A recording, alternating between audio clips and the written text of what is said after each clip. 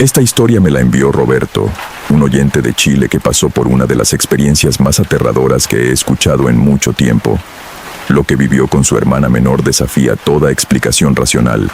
Si alguna vez has presenciado algo que no puedes explicar, algo que cambió tu forma de ver el mundo, cuéntamelo en los comentarios. Me gustaría saber que Roberto no está solo en esto. Ahora, prepárate para escuchar lo que le pasó a su familia hace 4 años.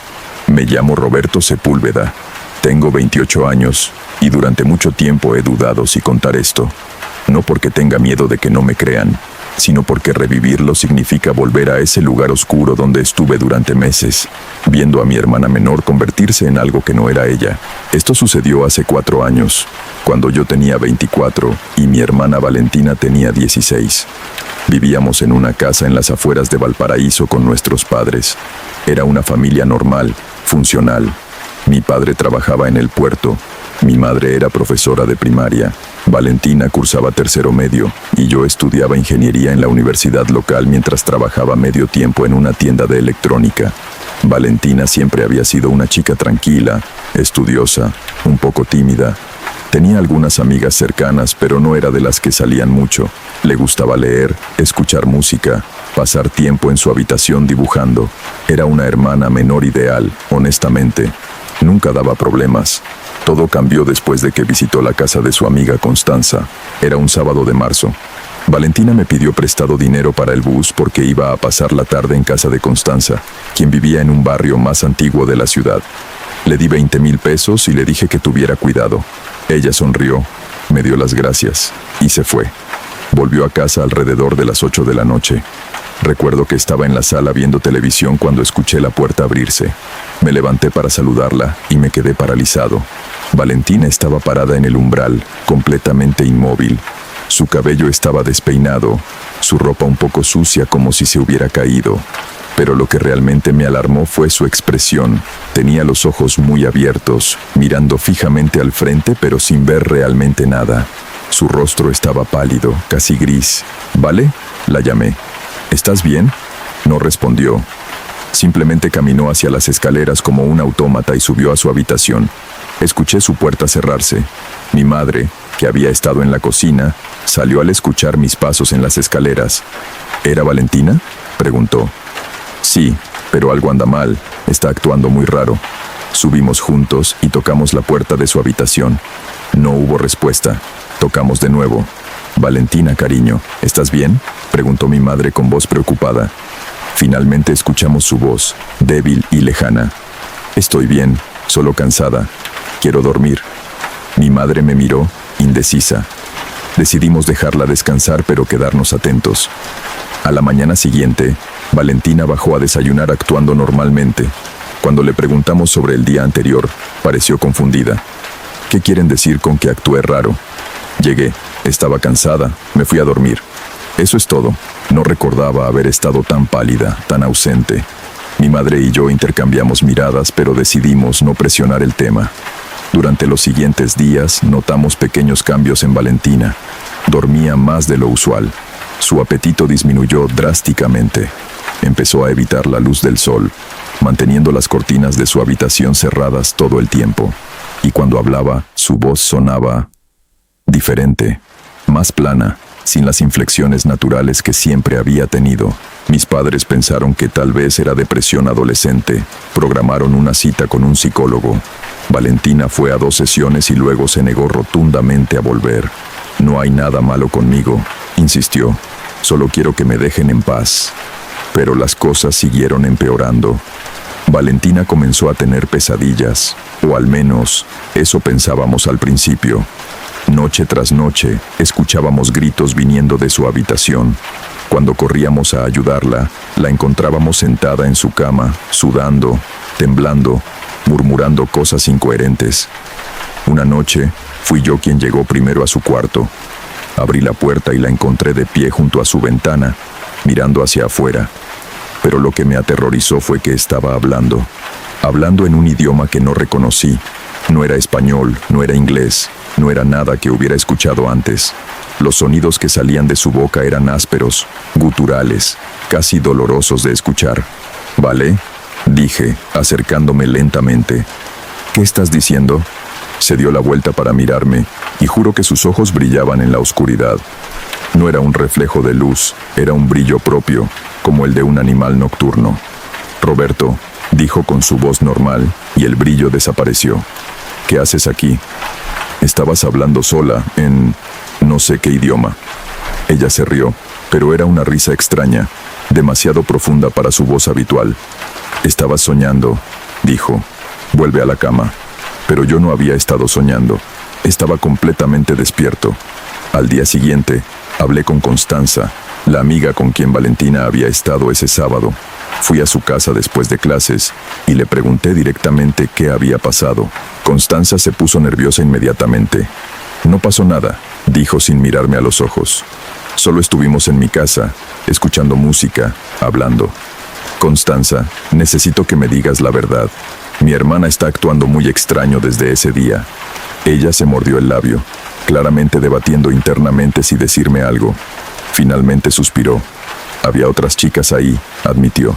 Amigas de mi prima. Estaban jugando con cosas, con una ouija. Yo les dije que era una mala idea, pero no me escucharon. Valentina participó. Dijo que quería intentarlo. Sentí que el estómago se me hundía. ¿Y qué pasó? Al principio nada. El tablero no se movía, pero luego Valentina entró como en trance. Empezó a temblar. Las velas que teníamos encendidas se apagaron todas a la vez, aunque no había viento. Y entonces Valentina habló, pero no era su voz. Era otra cosa, algo profundo y aterrador. Dijo cosas horribles, Roberto, amenazas. Nos asustamos tanto que paramos inmediatamente. Cuando Valentina volvió en sí, no recordaba nada. ¿Por qué no me dijiste esto antes?, pregunté, sintiendo la rabia subir por mi garganta. Porque tenía miedo, respondió Constanza, con lágrimas en los ojos. Y porque Valentina me hizo prometer que no le diría a nadie. Me amenazó, Roberto. Me dijo que si contaba algo, me arrepentiría. Volví a casa esa tarde con un miedo creciente. Sabía que tenía que hablar con mis padres, pero ¿cómo les dices que tu hermana menor podría estar poseída por algo que contactó a través de una ouija? Esa noche, durante la cena, decidí confrontar directamente a Valentina. Sé lo de la ouija, dije. El tenedor de Valentina se detuvo a medio camino de su boca. Lentamente, muy lentamente, giró su cabeza para mirarme, y en ese momento vi algo en sus ojos que nunca había visto antes. Odio. Odio puro y visceral. No sabes nada, dijo con una voz que no era completamente suya. ¿Qué está pasando aquí?, preguntó mi padre, mirando entre nosotros dos. Le conté todo, lo de Constanza, la ouija, los comportamientos extraños de Valentina.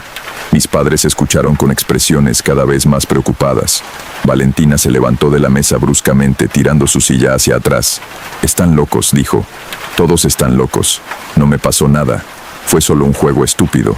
Entonces explica por qué hablas idiomas que no conoces mientras duermes, dije.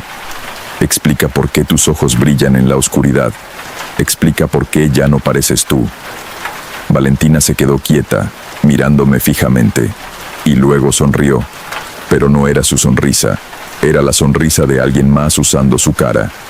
Porque yo no soy ella, dijo simplemente, y luego subió las escaleras hacia su habitación. El silencio que quedó en la mesa era denso y aterrador. Mi madre empezó a llorar. Mi padre, siempre el más pragmático, intentó mantener la calma. Mañana la llevaremos a un doctor, dijo. Debe haber una explicación médica, un tumor cerebral, un desorden psiquiátrico, algo. Pero en el fondo, todos sabíamos que esto era algo más.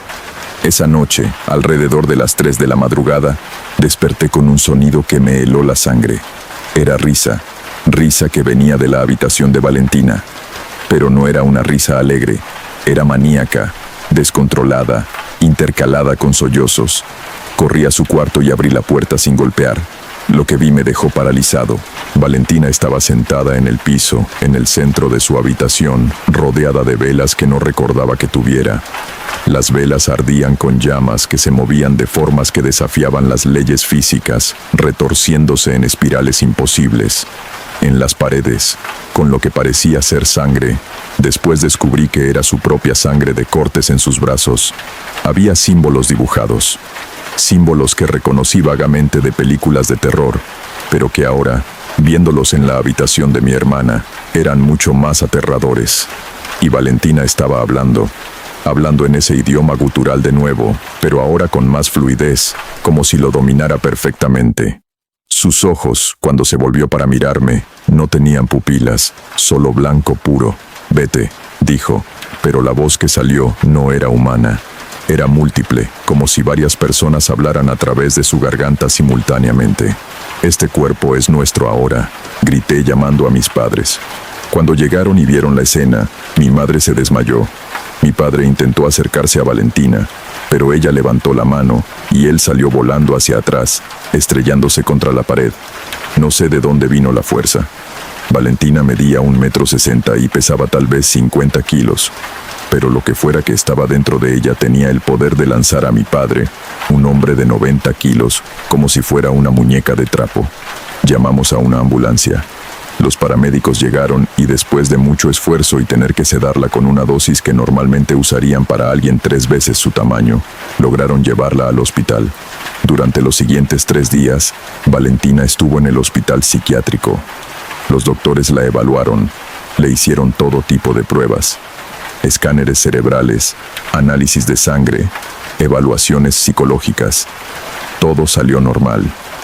Físicamente, estaba perfectamente sana, pero su comportamiento era cada vez más errático. Atacó a una enfermera, mordiéndola tan fuerte que le arrancó un pedazo de carne del brazo. Hablaba en lenguas que ningún lingüista pudo identificar, y mostraba conocimiento de cosas que no podía saber, secretos de los doctores y enfermeras que nadie le había contado. Fue uno de los enfermeros, un hombre mayor llamado Don Patricio, quien se acercó a mi padre en el pasillo del hospital. «Conozco a alguien que puede ayudar», dijo en voz baja.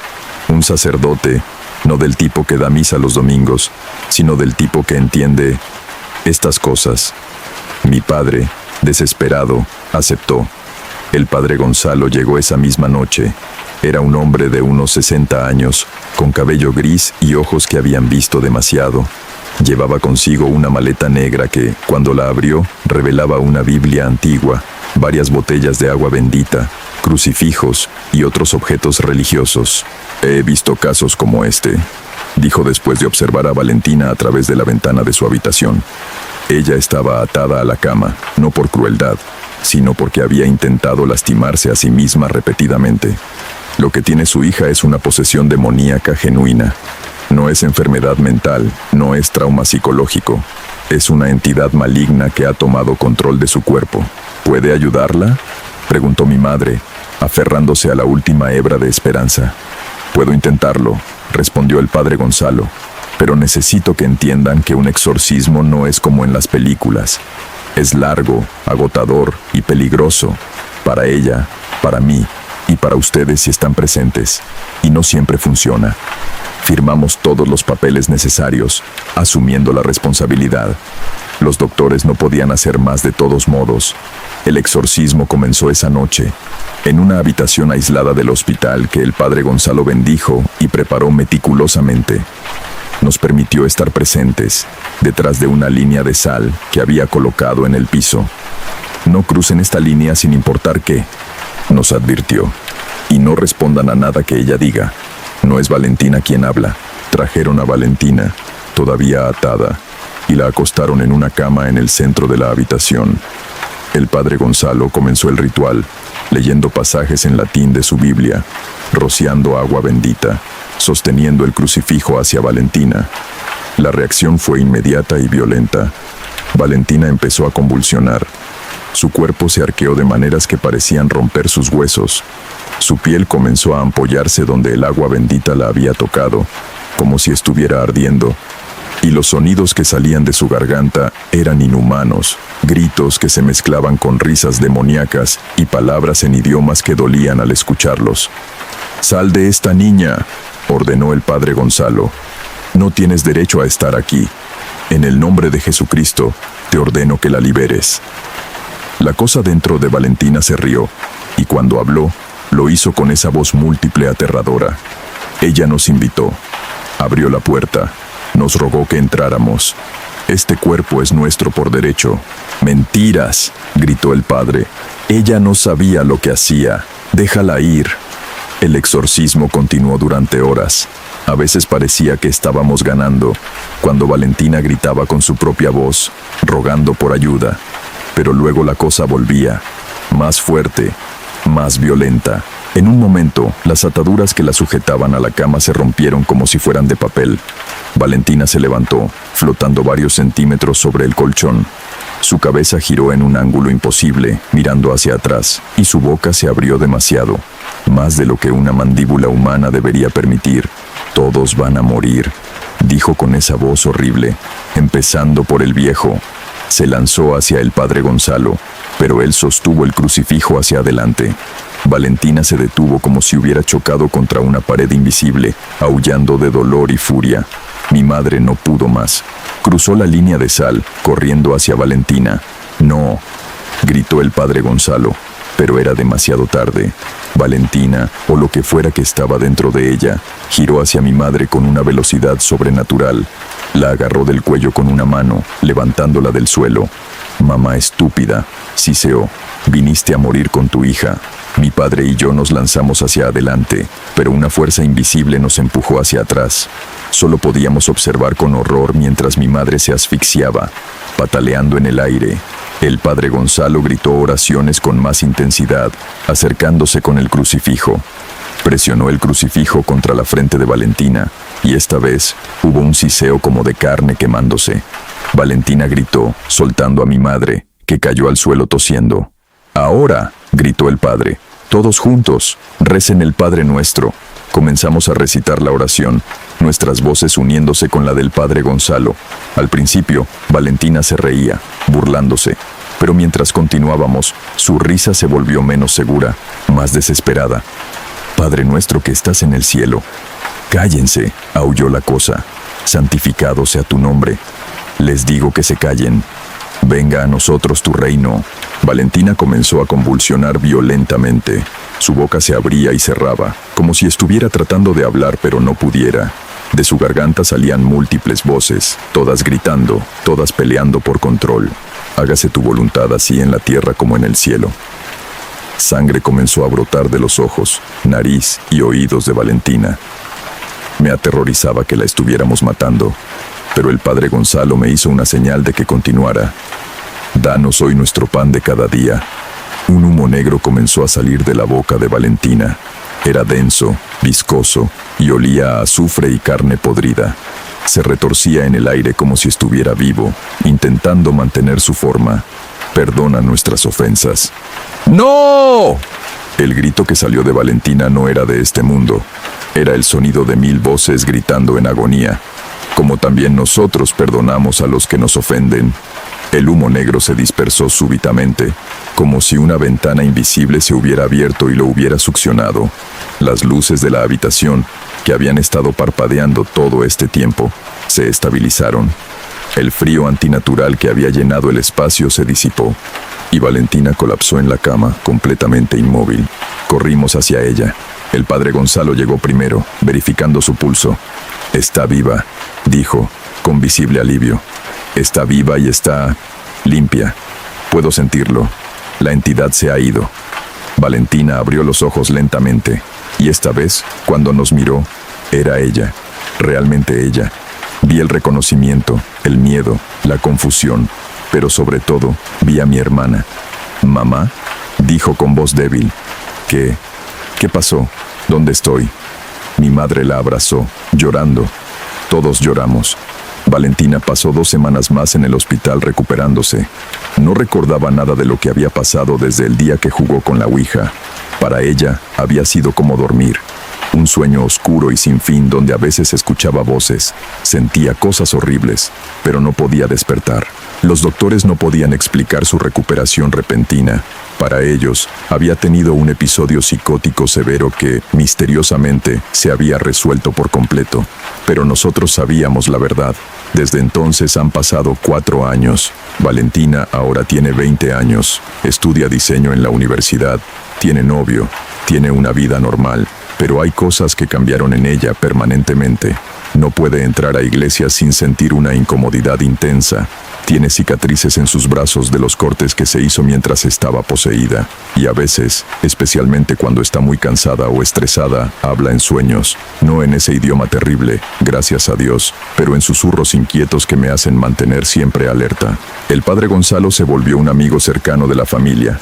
Nos explicó que lo que había poseído a Valentina no era un solo demonio, sino varios.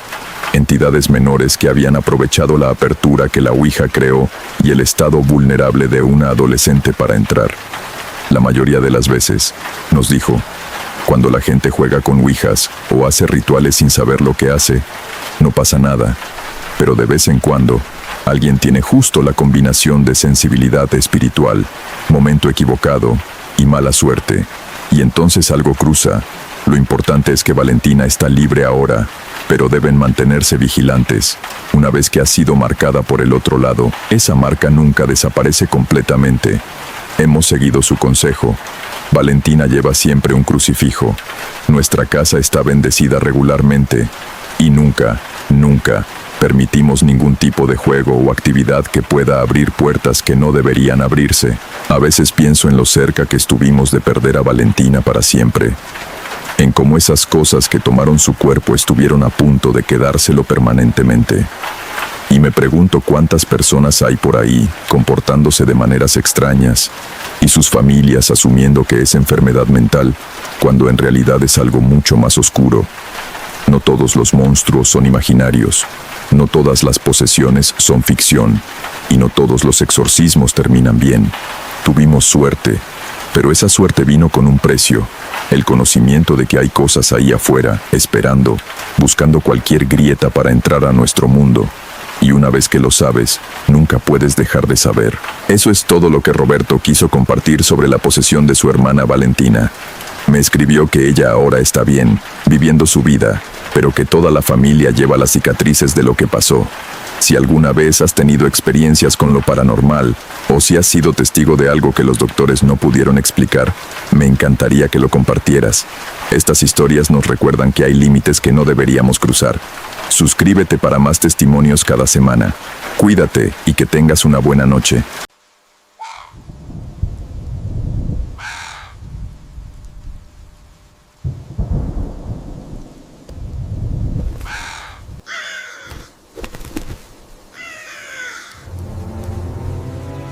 Hoy quiero compartirles algo que me envió un seguidor llamado Gabriel.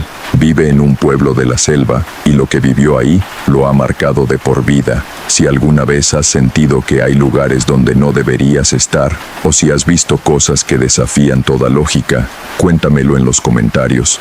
Me gusta saber que hay otros que han experimentado lo inexplicable. Gabriel era un estudiante de antropología de 28 años cuando llegó a ese pueblo remoto para hacer su investigación de tesis. Pensaba que solo documentaría tradiciones y leyendas. Nunca imaginó que se convertiría en parte de una de esas leyendas. Esta es su historia. Nunca debí haber preguntado sobre los duendes, pero soy antropólogo. Preguntar es lo que hago. Llegué al pueblo de San Jacinto en agosto del 2019, un lugar diminuto en medio de la selva, tan remoto que solo se puede llegar en lancha después de 6 horas de viaje por el río.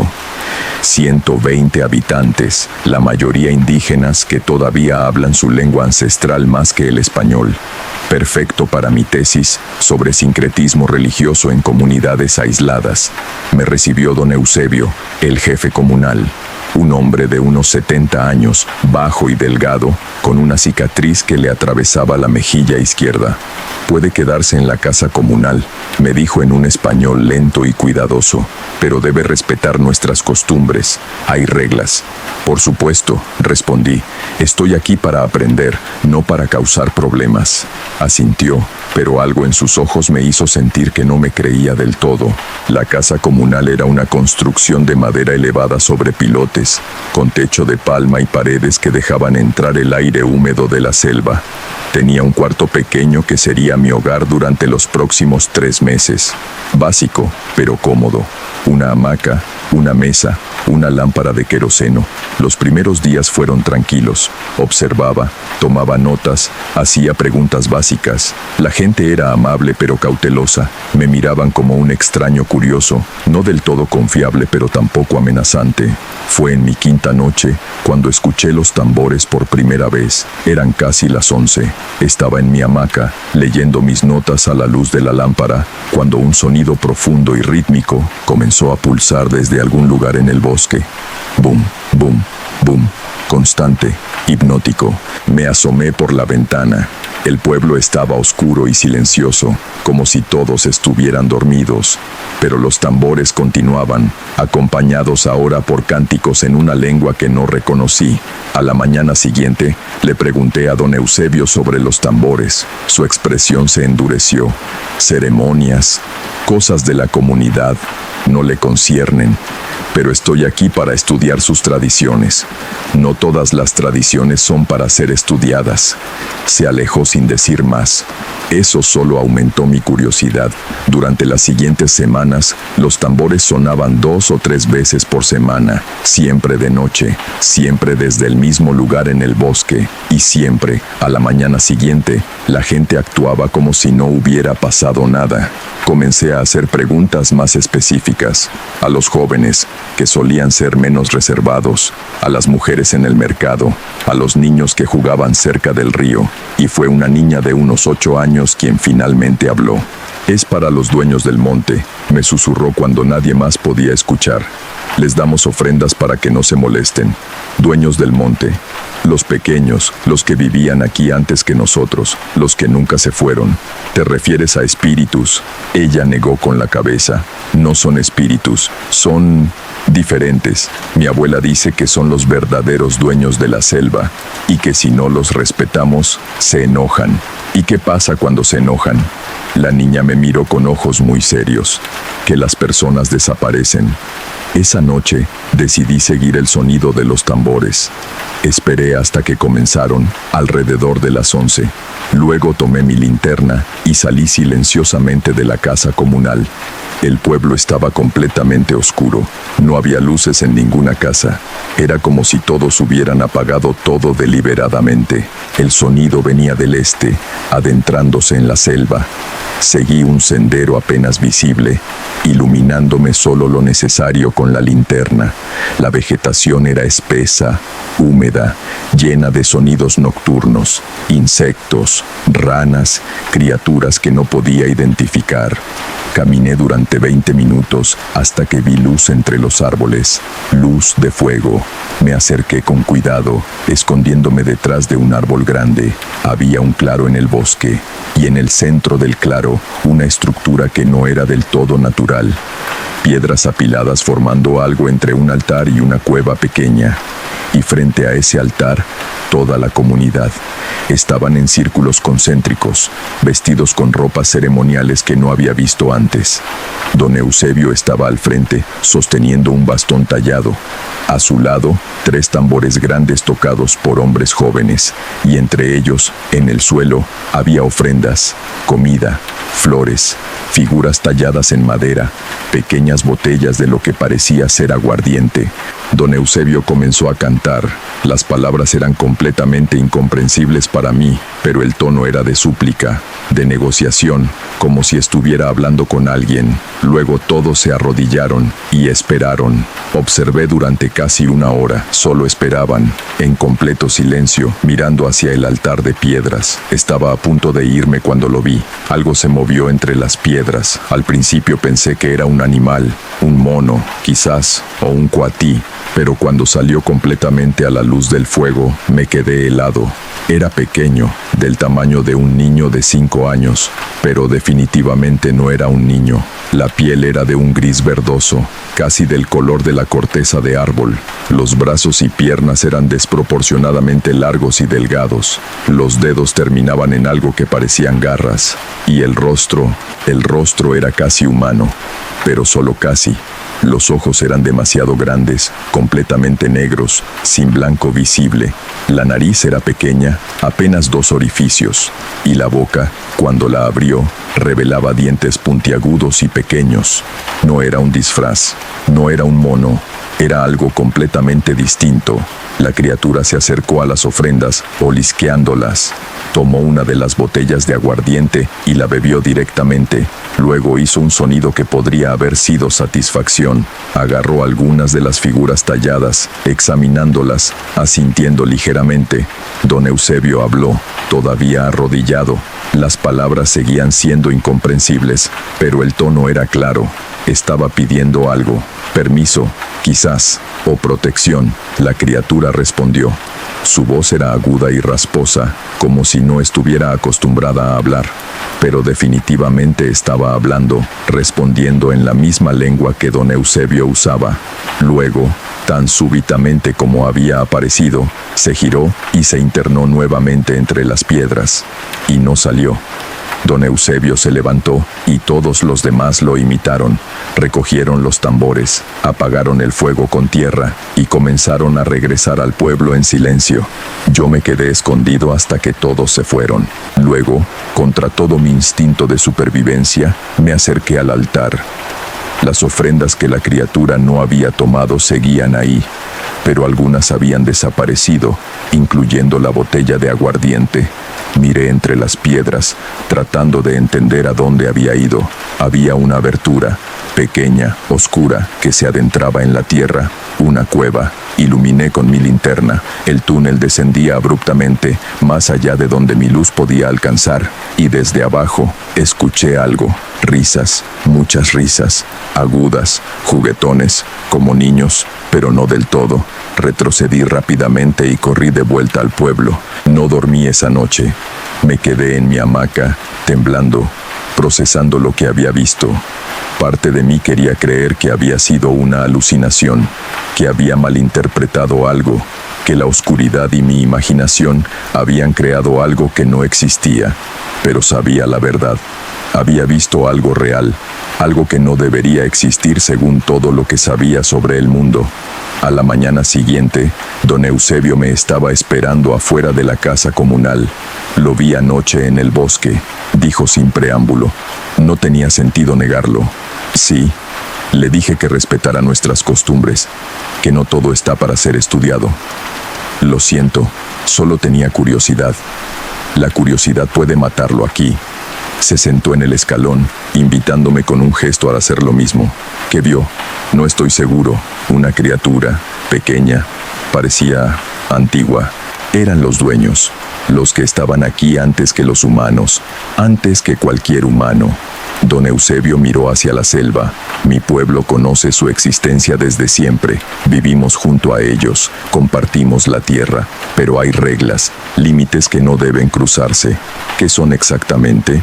No hay palabra en español que los describa bien. En nuestra lengua los llamamos chapini, algunos los llaman duendes, pero eso no capta su verdadera naturaleza. Son guardianes, protectores de lugares, y pueden ser benévolos o maliciosos, dependiendo de cómo los trates.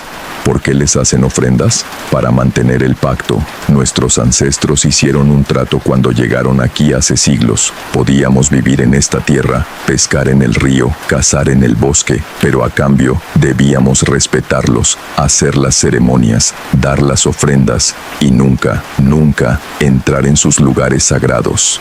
¿Y si alguien rompe el pacto? Don Eusebio me miró con ojos cansados.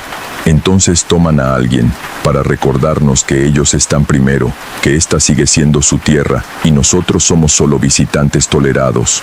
Un escalofrío me recorrió la espalda. ¿Han tomado a alguien?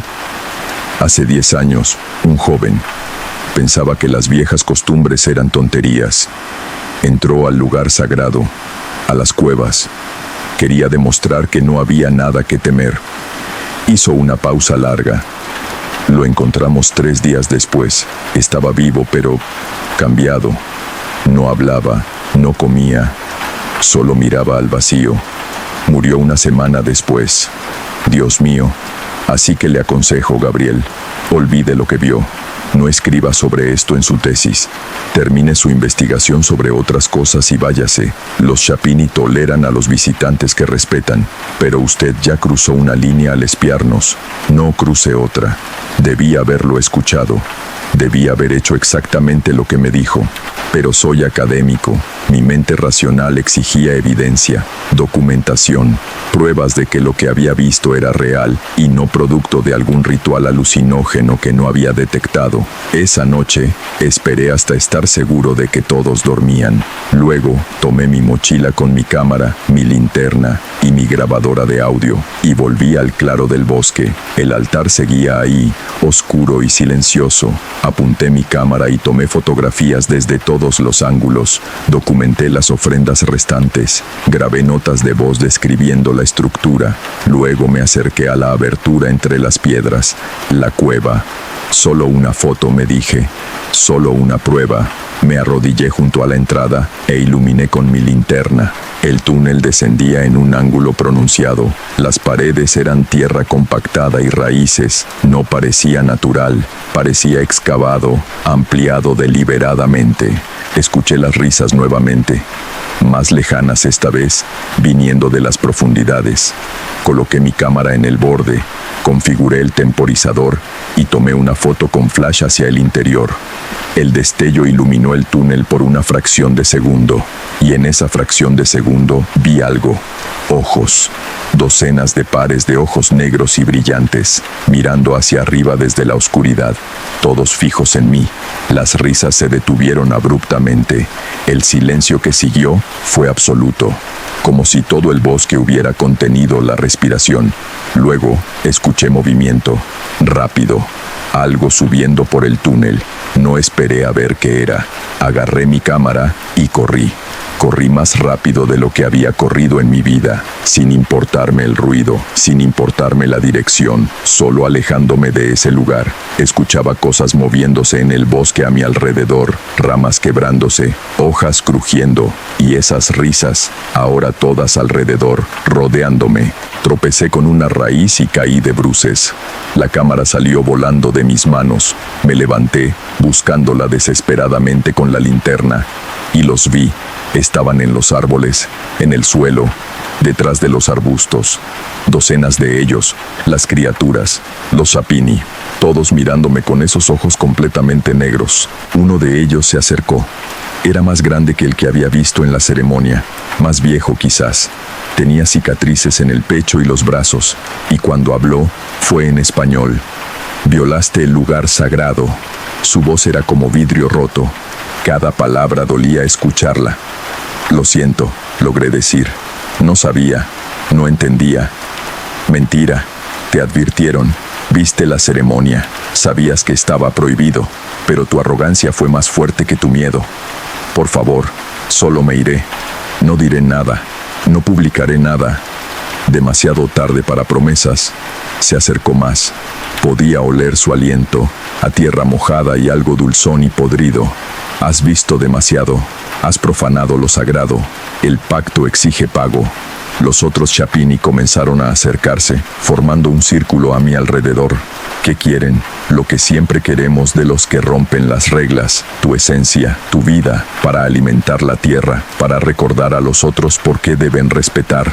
Me rodearon completamente. Podía sentir sus manos pequeñas y frías tocándome, tirando de mi ropa, arañando mi piel. Cerré los ojos, esperando lo peor. Entonces escuché una voz, fuerte, autoritaria. Don Eusebio estaba parado en el borde del círculo, sosteniendo su bastón ceremonial. Comenzó a hablar en su lengua, palabras rápidas y firmes. Los Chapini retrocedieron ligeramente, siseando con descontento. El viejo continuó hablando, su voz nunca flaqueando. Era claramente una negociación, un argumento. Estaba defendiéndome. El Chapini grande respondió, su voz llena de furia, pero don Eusebio no cedió. Golpeó el suelo con su bastón 3 veces, cada golpe resonando de forma antinatural en el bosque. Hubo un largo silencio. Finalmente, el Chapini grande habló. Este hombre rompió el pacto, pero tú, viejo guardián, hablas por él. Ofrece ¿Ofreces pago en su nombre? Ofrezco triple ofrenda en la próxima luna, y mi palabra de que este hombre abandonará estas tierras antes del amanecer y nunca regresará. ¿Y si rompe esa palabra? Entonces pueden tomar a quien quieran, incluyéndome a mí. El Chapini me miró fijamente. Tienes suerte, forastero. El viejo guardián arriesga mucho por ti. No mereces tal misericordia. Se giró hacia don Eusebio. Aceptamos. Triple ofrenda. Y este humano debe irse antes de que el sol toque el horizonte. Si aún está aquí cuando salga el sol, el trato se anula. Todos los Chapini desaparecieron en la oscuridad tan súbitamente como habían aparecido. Don Eusebio me ayudó a levantarme. Mi cuerpo estaba cubierto de arañazos pequeños pero superficiales. Nada serio. ¿Tiene su cámara?, preguntó. La encontramos a unos metros. Me la entregó. Borré las fotos. Ahora, delante de mí. Con manos temblorosas, borré todas las fotos que había tomado esa noche. Cada una. La grabadora también. Borré las grabaciones de audio. Don Eusebio asintió. Ahora vuelva al pueblo. Empaque sus cosas. Lo llevaré al río en mi canoa. Y nunca, nunca vuelva aquí. Don Eusebio, gracias. No sé cómo agradecerle. Agradézcase siendo más sabio. El mundo es más grande y extraño de lo que sus libros dicen. Hay cosas que deben permanecer ocultas, misterios que no están destinados a ser resueltos. Comenzó a caminar de vuelta. Y ahora he puesto a mi comunidad en riesgo por usted. Triple ofrenda es un precio alto. Espero que haya valido la pena. No respondí. No había nada que pudiera decir. Llegamos al pueblo justo cuando el cielo comenzaba a aclararse en el este. Empaqué mis cosas en 10 minutos. Don Eusebio me llevó al río en su pequeña canoa motorizada. El viaje fue en silencio. Cuando llegamos al pueblo más cercano, donde podría tomar transporte de vuelta a la ciudad, me ayudó a bajar mis cosas. Una última cosa, dijo. No cuente esta historia, al menos no toda la verdad. Puede escribir sobre nuestras ceremonias generales, nuestras costumbres visibles, pero los Chapini, déjelos en paz. Y si necesito explicar por qué me fui tan abruptamente, diga que se enfermó, que la selva no era para usted. Cualquier cosa menos la verdad. Asentí. Lo haré. Nos despedimos sin más palabras. Volví a la ciudad esa misma tarde. Pasé 3 días en cama, recuperándome del shock y procesando todo. Luego terminé mi tesis usando solo la información que había recopilado en las primeras semanas antes de ver las ceremonias. Nadie cuestionó por qué había acortado mi estadía de campo. Obtuve mi grado. Encontré trabajo como profesor en una universidad. Mi vida continuó normalmente, pero nunca olvidé, y a veces, en noches muy silenciosas, cuando no puedo dormir, escucho algo. Risas, lejanas, apenas audibles, pero ahí, recordándome que hay cosas en este mundo que la ciencia no puede explicar, que hay límites que no deben cruzarse, que hay pactos antiguos que mantienen el equilibrio entre nuestro mundo y otros que apenas podemos imaginar, y que algunos secretos deben permanecer enterrados en lo profundo de la selva, para siempre. Y así concluye lo que Gabriel me compartió.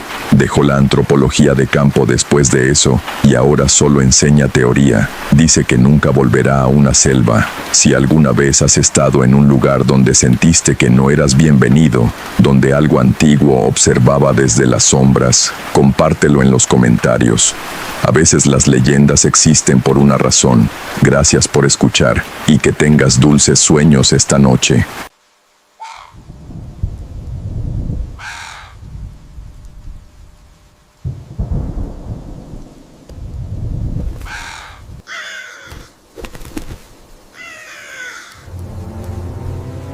Recibí este testimonio de una seguidora llamada Valentina, de un pequeño pueblo en Colombia.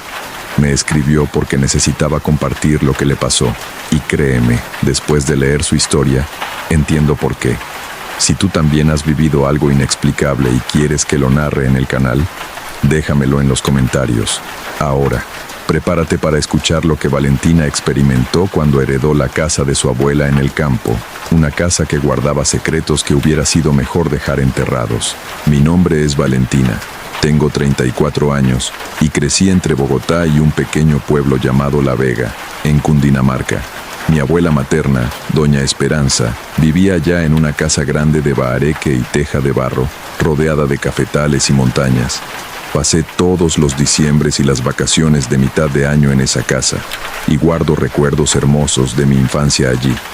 Por eso, cuando mi abuela murió hace 2 años y me dejó la propiedad en herencia, sentí que era una bendición, una oportunidad de reconectar con mis raíces, de escapar del caos de la ciudad.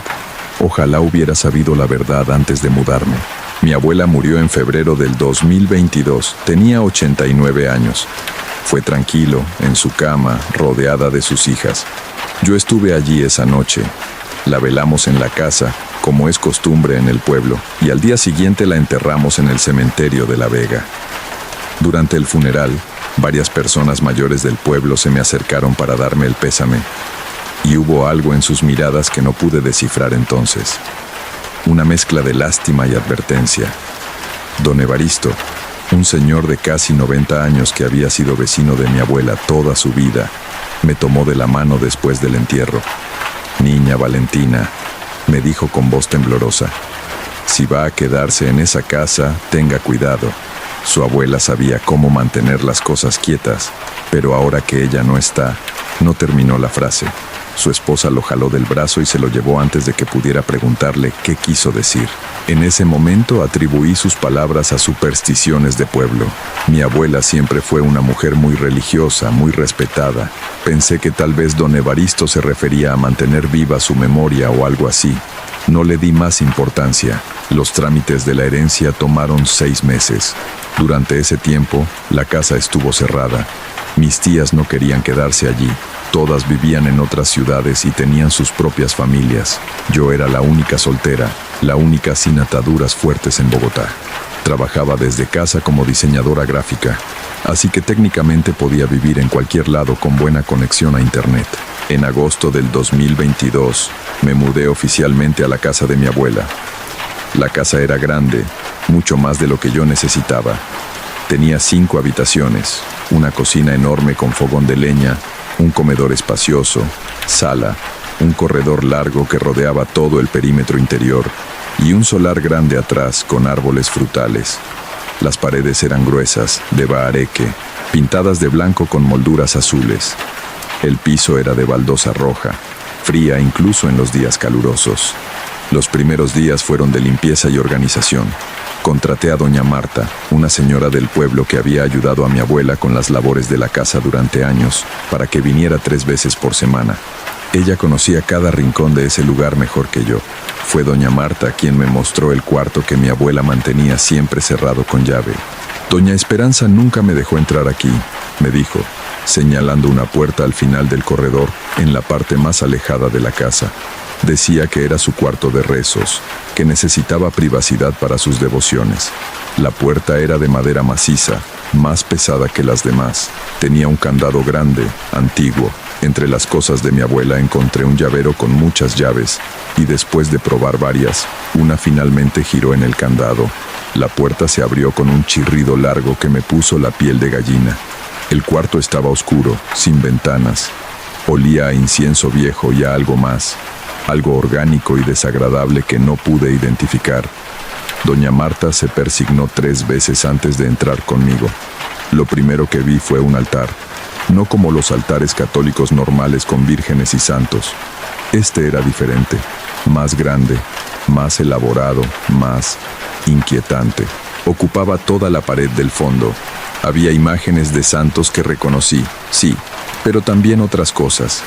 Muñecos de trapo con alfileres, frascos con líquidos turbios, mechones de cabello atados con cintas rojas, fotografías amarillentas de personas que no conocía, velas negras a medio consumir, y en el centro, una figura que me heló la sangre.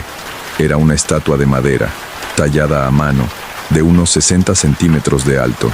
Representaba algo entre humano y animal. Tenía cuernos, pero también rasgos de rostro humano. Sus ojos eran de vidrio y parecían seguirte sin importar desde dónde la miraras. Estaba pintada de rojo oscuro, casi negro, y tenía símbolos grabados en el pecho que no pude reconocer. «Dios mío», susurró doña Marta. «Doña Esperanza, ella». «¿Qué es esto?», pregunté, aunque parte de mí ya lo sabía. Brujería, dijo doña Marta y se salió del cuarto rápidamente. La escuché vomitar en el corredor. Me quedé allí parada, mirando ese altar, tratando de procesar lo que estaba viendo. Mi abuela, mi dulce abuela que me enseñó a rezar el rosario, que iba a misa todos los domingos, que tenía una Biblia gastada en su mesita de noche. Esa misma abuela tenía este lugar. Empecé a revisar el cuarto con más cuidado. Había cajas de cartón apiladas contra una pared. Las abrí una por una. Estaban llenas de cuadernos, decenas de cuadernos, todos escritos con la letra apretada de mi abuela. Tomé uno al azar y empecé a leer. Eran registros, rituales, fechas, nombres, ingredientes, instrucciones, todo meticulosamente documentado. Mi abuela llevaba un registro de cada trabajo que hacía, y había hecho muchos. Marzo 15, 1987. Dolores Ramírez. Amarrar marido. Requiere cabello de ambos. Fotografía, cinta roja, luna llena. Julio 3, 1992. Anónimo. Daño contra enemigo. Requiere tierra de cementerio, ropa de la persona, vela negra, ofrenda al guardián. Noviembre 20, 2001. Carlos Méndez. Protección de negocio. Requiere sangre de gallo negro, sal consagrada, sello en las 4 esquinas, página tras página, año tras año. Décadas de trabajos de brujería documentados con la precisión de un científico. Me senté en el piso, con el cuaderno en las manos, sintiendo que el mundo se inclinaba. ¿Quién era mi abuela realmente? ¿Todo lo que creía saber de ella era mentira? Doña Marta apareció en la puerta, pálida. Señorita Valentina, yo me voy.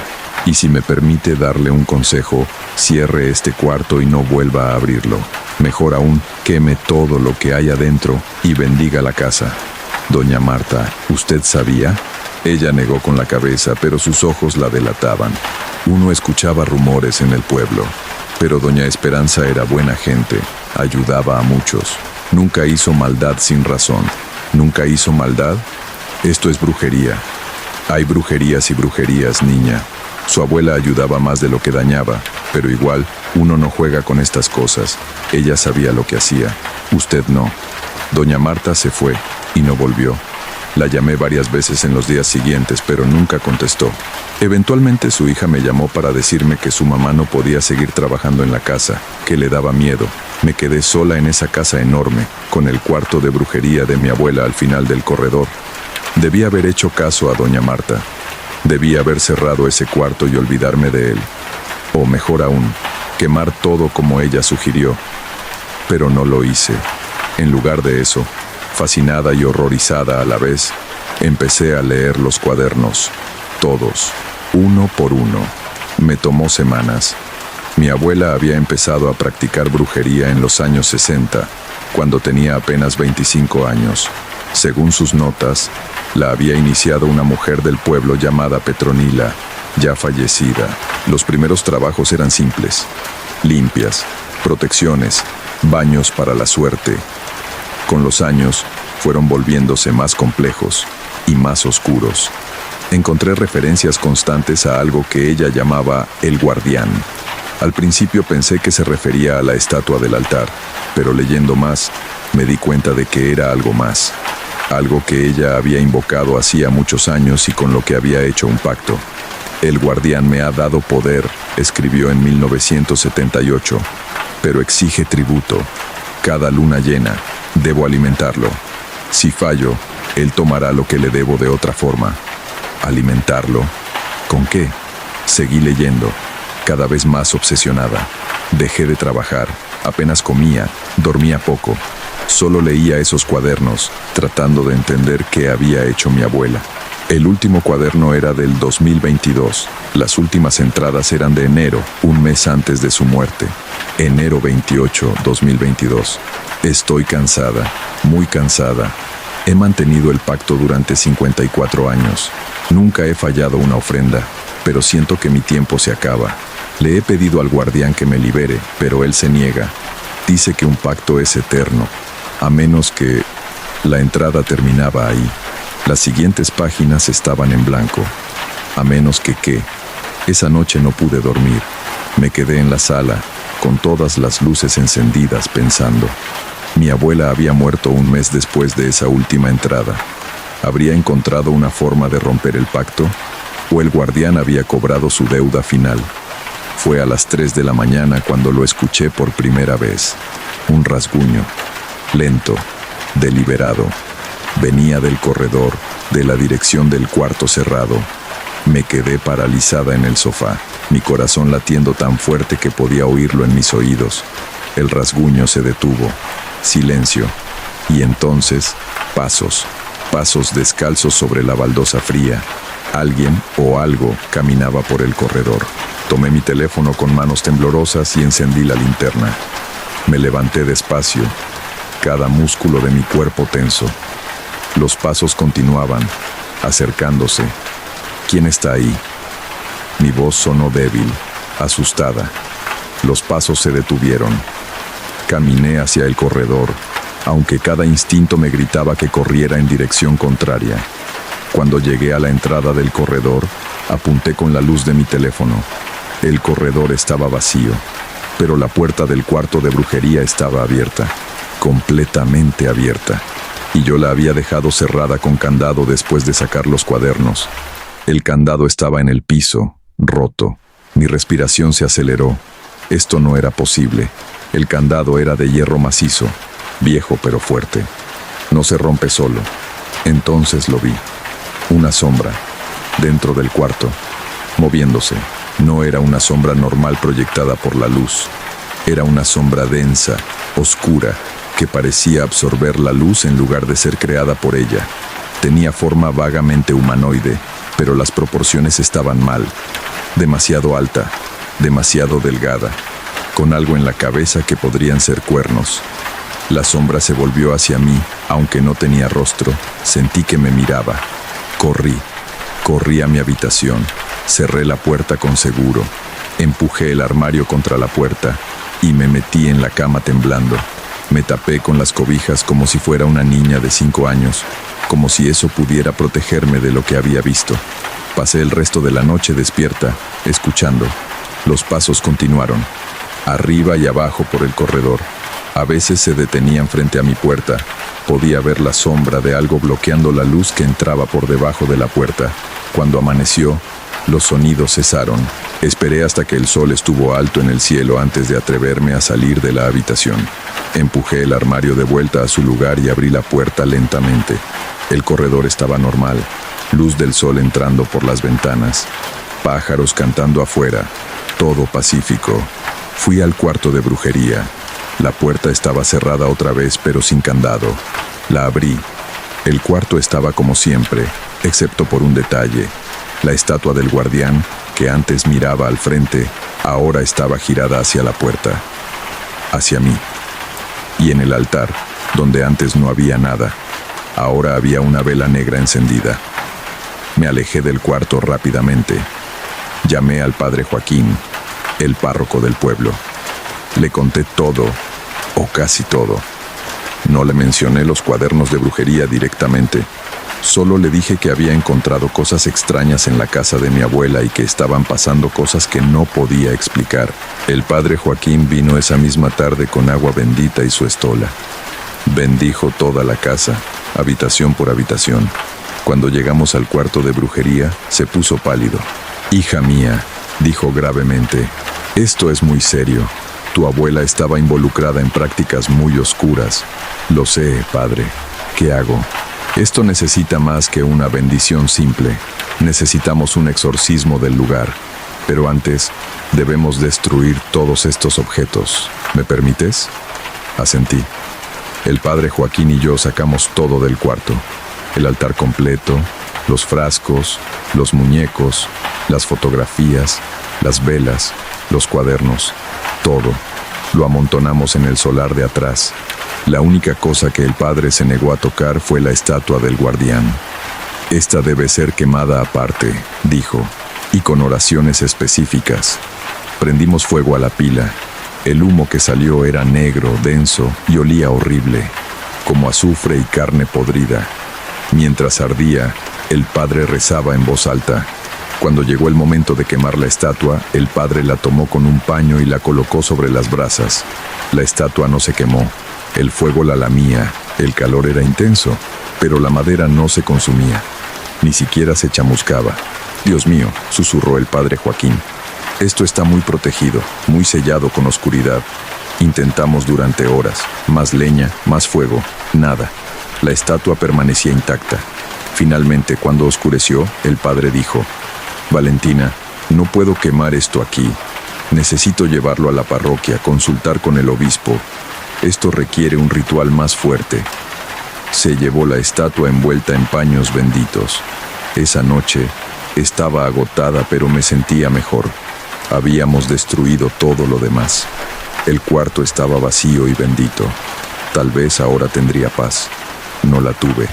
A las 3 de la mañana en punto, me desperté con la sensación de que alguien me observaba.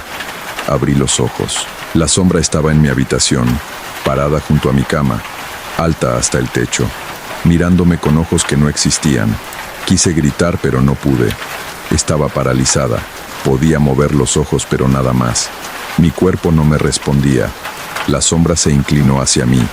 Pude sentir su aliento, si es que eso era aliento. Era frío, congelante, olía a tierra húmeda y muerte. Una voz habló en mi mente. No la escuché con mis oídos, sino directamente en mi cabeza. Esperanza hizo un pacto de sangre. A cambio de poder, ella me alimentaba. Cada luna llena durante 54 años. Nunca falló. Y cuando supo que su tiempo acababa, hizo un pacto final. Me ofreció un reemplazo. No. Ella te ofreció, Valentina, su nieta favorita, la única que amaría esta casa lo suficiente para quedarse.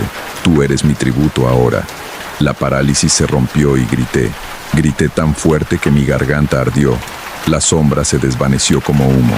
Salté de la cama, agarré mi teléfono, mis llaves y corrí fuera de la casa.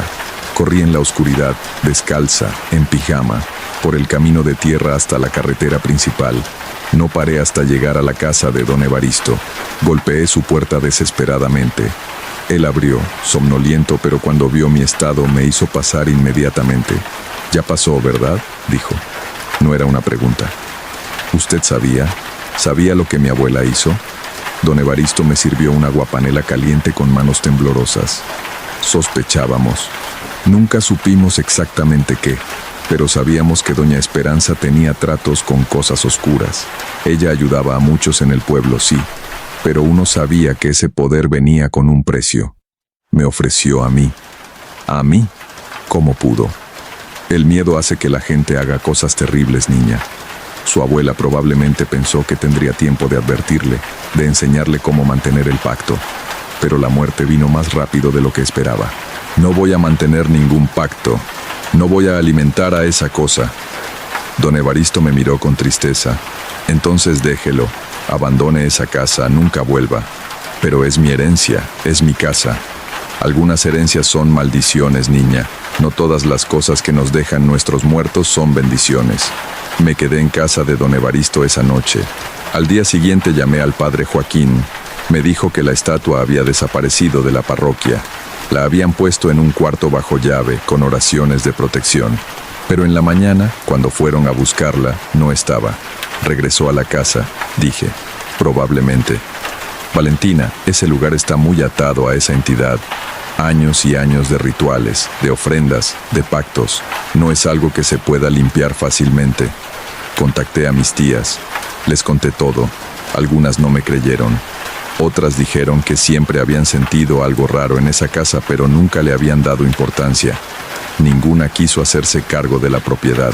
Intenté vender la casa, pero cada vez que alguien venía a verla, pasaba algo. Encontraban la estatua aparecida en diferentes lugares, o escuchaban los pasos, o veían la sombra. Nadie quiso comprarla. Contraté a un grupo de personas para que limpiaran la casa y la sellaran, que cerraran todas las puertas y ventanas, pero ninguno duraba más de un día antes de irse asustados. La última luna llena de septiembre, recibí una llamada. El número era desconocido. Contesté. «Hola». Silencio. Y entonces, esa voz en mi cabeza otra vez. «Tienes una deuda, Valentina. Tu Tu abuela te la heredó. Puedes ignorarla, pero cada luna llena que pases sin pagar, el precio aumenta y eventualmente vendré a cobrarlo de todas formas. Colgué temblando. Esa noche no dormí. Investigué. Busqué en internet, en libros, pregunté a gente que sabía de estas cosas. Todos me dijeron lo mismo. Los pactos de sangre son casi imposibles de romper, especialmente si fueron hechos por otra persona en tu nombre. Tenía 3 opciones: mantener el pacto y alimentar al guardián cada luna llena, intentar romper el pacto con un ritual aún más fuerte, lo que probablemente requeriría sacrificar algo o a alguien, o esperar a que el guardián viniera por mí. Ninguna opción era buena. Hace 2 semanas, contraté a un practicante de brujería africana de Cali. Se llama Pacho y dice que sabe cómo romper pactos viejos. Vino a ver la casa. Entró al cuarto de brujería, ahora vacío. Se quedó allí parado unos minutos, sintiendo la energía. Esto es fuerte, dijo finalmente. Muy fuerte. ¿Cuántos años dices que tu abuela mantuvo el pacto? 54. Él silbó bajo. Eso es mucho poder acumulado, mucha deuda. Romper esto no va a ser fácil y va a costar. ¿Cuánto? No hablo de dinero, hablo de costos espirituales, energía por energía, vida por vida en cierto sentido. Para romper un pacto, tienes que ofrecer algo de igual o mayor valor que lo que el pacto daba. ¿Y qué daba este pacto? Poder, protección, capacidad de hacer trabajos fuertes. Tu abuela era poderosa por esto, y probablemente su protección se extendía a la familia. ¿Alguna vez se preguntaste por qué nunca les pasaba nada malo a ustedes? ¿Por qué siempre tuvieron suerte, salud, prosperidad relativa? No lo había pensado, pero tenía razón. Mi familia siempre había sido afortunada, nunca grandes desgracias, siempre protegidos. Romper el pacto significa renunciar a esa protección, continuó Pacho. Y el guardián va a estar furioso, muy furioso. Podría intentar cobrar venganza. ¿Qué hago entonces? Tienes que decidir. ¿Vale la pena el riesgo?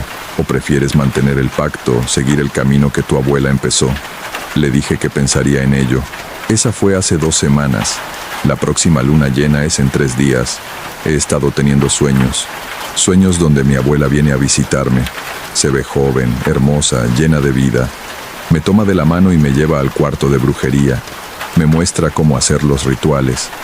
Me enseña las palabras, los gestos, las ofrendas. No es tan malo, mi niña, me dicen los sueños. Es solo una noche al mes. Y a cambio, tendrás todo lo que quieras. Poder, protección. Nadie podrá hacerte daño nunca. Podrás ayudar a otros, como yo hice. Me despierto sudando, confundida. Parte de mí se siente tentada. ¿Qué tan malo podría ser? Mi abuela lo hizo durante más de 50 años y vivió una vida larga, relativamente feliz. Pero otra parte de mí sabe que esto está mal, profundamente mal. Que alimentar a esa entidad oscura, sea lo que sea, es vender mi alma poco a poco. Anoche volví a la casa. Hacía semanas que no iba. Estaba exactamente como la dejé, sellada, silenciosa. Entré. Fui directamente al cuarto de brujería. La estatua estaba allí, en el centro del cuarto vacío, esperando. La miré a los ojos de vidrio y sentí que me miraba de vuelta. ¿Qué quieres de mí?, pregunté en voz alta. La respuesta vino, clara en mi mente. Lo que tu abuela prometió, tu servicio, tu lealtad, tu sangre, una vez al mes, bajo la luna llena. A cambio, te daré lo que ella tuvo, poder sobre la vida y la muerte. Nadie que amas sufrirá mientras me alimentes. Nadie podrá hacerte daño. Serás poderosa, respetada, temida. ¿Y si me niego? Entonces tomaré lo que me debes de otras formas. Tu salud, tu cordura, tu familia, uno por uno, hasta que no te quede nada. Y al final, te tomaré a ti de todas formas. Salí de la casa llorando. No sé qué voy a hacer. La luna llena es en 3 días. Pacho dice que puede hacer el ritual de rompimiento esa misma noche, que es el mejor momento porque la energía está alta. Pero me advirtió que si fallo, si el ritual no funciona completamente, el guardián estará libre de las restricciones del pacto y podrá hacer lo que quiera. Mis tías me llaman todos los días, preocupadas. Les he contado algo, pero no todo. No quiero asustarlas más de lo necesario, pero siento que merecen saber que la protección que han tenido toda su vida podría terminar pronto, porque eso es lo que voy a hacer. He decidido. Voy a romper el pacto. No voy a seguir los pasos de mi abuela. No voy a alimentar a esa cosa oscura. No voy a vender mi alma a cambio de poder que no quiero. Pacho vendrá en 2 días. Traerá todo lo necesario. Dice que el ritual tomará toda la noche, que será peligroso, que podría salir mal, pero estoy dispuesta a arriesgarme. Preferible morir libre que vivir encadenada a un pacto que no hice. Mi abuela tomó esa decisión por mí sin mi consentimiento. Y aunque la amaba, aunque guardo recuerdos hermosos de ella, no puedo perdonarle eso. No puedo perdonarle que me haya ofrecido como pago de su deuda. Así que en 2 días, bajo la luna llena de octubre, intentaré romper 54 años de brujería oscura. O tendré éxito y seré libre, o fallaré y el guardián vendrá por mí. De cualquier forma, esta historia termina pronto. Solo espero tener la oportunidad de contarles cómo acabó. Eso fue lo que Valentina me escribió. Recibí su historia hace 3 semanas. Le respondí inmediatamente preguntándole qué había pasado después del ritual. Todavía no me ha contestado. No sé si porque todo salió bien y está ocupada reconstruyendo su vida, o porque... Bueno, prefiero no pensar en la otra opción. Si alguien en La Vega, Cundinamarca, sabe algo sobre esto, por favor déjamelo saber en los comentarios. Y si tú has heredado algo que resultó ser más maldición que bendición, me gustaría escuchar tu historia. Cuídate mucho y que duermas bien.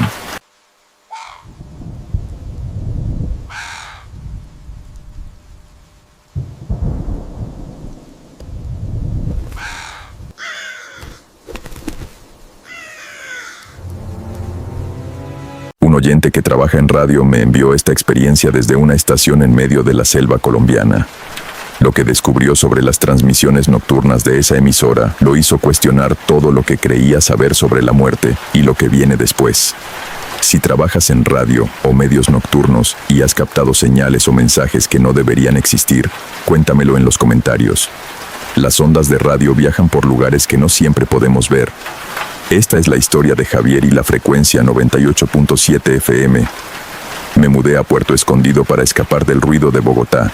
Después de 10 años trabajando en grandes emisoras urbanas, produciendo programas comerciales llenos de publicidad y música repetitiva, necesitaba algo diferente, algo real. Cuando vi el anuncio buscando un operador técnico para una pequeña emisora comunitaria en medio de la selva, supe que era lo que estaba buscando. Puerto Escondido no aparece en muchos mapas. Es un pueblo de apenas 300 habitantes, ubicado en las estribaciones de la Sierra Nevada, rodeado por selva densa y húmeda que se extiende en todas direcciones. El pueblo más cercano está a 3 horas en lancha por el río. No hay carreteras. La única forma de entrar o salir es por agua o por aire en avionetas pequeñas que aterrizan en una pista de tierra. La emisora, Radio Esperanza 98.7 FM, operaba desde un edificio de madera de 2 pisos en el borde del pueblo, con una torre de transmisión de 30 metros que se elevaba sobre la selva como un dedo señalando al cielo. Era humilde pero funcional, equipo viejo pero bien mantenido, y lo más importante para mí, auténtica. Transmitía música tradicional, noticias locales, mensajes entre familias separadas por la distancia. Era radio comunitaria en su forma más pura. El dueño y director, don Hernando, era un hombre de 60 años que había fundado la emisora 30 años atrás. Me recibió con una sonrisa cálida y un apretón de manos firme cuando llegué un lunes por la mañana, empapado por la lluvia del viaje en lancha. «Bienvenido, Javier», dijo, llevándome dentro donde el olor a madera húmeda y cables eléctricos viejos creaba una atmósfera que inmediatamente me hizo sentir en casa. «Te voy a mostrar todo. Es sencillo una vez que te acostumbras. Solo hay una cosa que necesitas saber». «¿Cuál?». Su expresión se volvió seria. «Nunca transmitas después de medianoche. La emisora se apaga a las 12 en punto, sin excepciones». «¿Por qué?», pregunté, pensando que tal vez era por regulaciones o para ahorrar electricidad. Don Hernando no respondió directamente. «Es una regla que he mantenido durante 30 años, y en 30 años nunca he tenido un problema serio. Manténla y tú tampoco tendrás problemas. Debí haber preguntado más. Debí haber insistido en saber por qué. Pero estaba cansado del viaje, ansioso por comenzar mi nueva vida, y sinceramente pensé que era solo una excentricidad de un hombre mayor. Las primeras semanas fueron maravillosas. Me instalé en una habitación pequeña arriba de la emisora. Aprendí los sistemas, conocí a la gente del pueblo, me acostumbré al ritmo diferente de la vida lejos de la ciudad. La emisora transmitía de 6 de la mañana a medianoche. Yo trabajaba el turno de tarde-noche, de 2 de la tarde a 12. Don Hernando cubría las mañanas. A las 11:50 comenzaba el proceso de cierre. Ponía la última canción, hacía los anuncios de despedida, apagaba los transmisores en el orden correcto, y a medianoche exacta, la emisora quedaba en silencio. Luego subía a mi habitación, leía un poco, y me dormía con el sonido de la selva afuera. Insectos, ranas, ocasionalmente el grito lejano de un mono. Todo cambió la noche del apagón.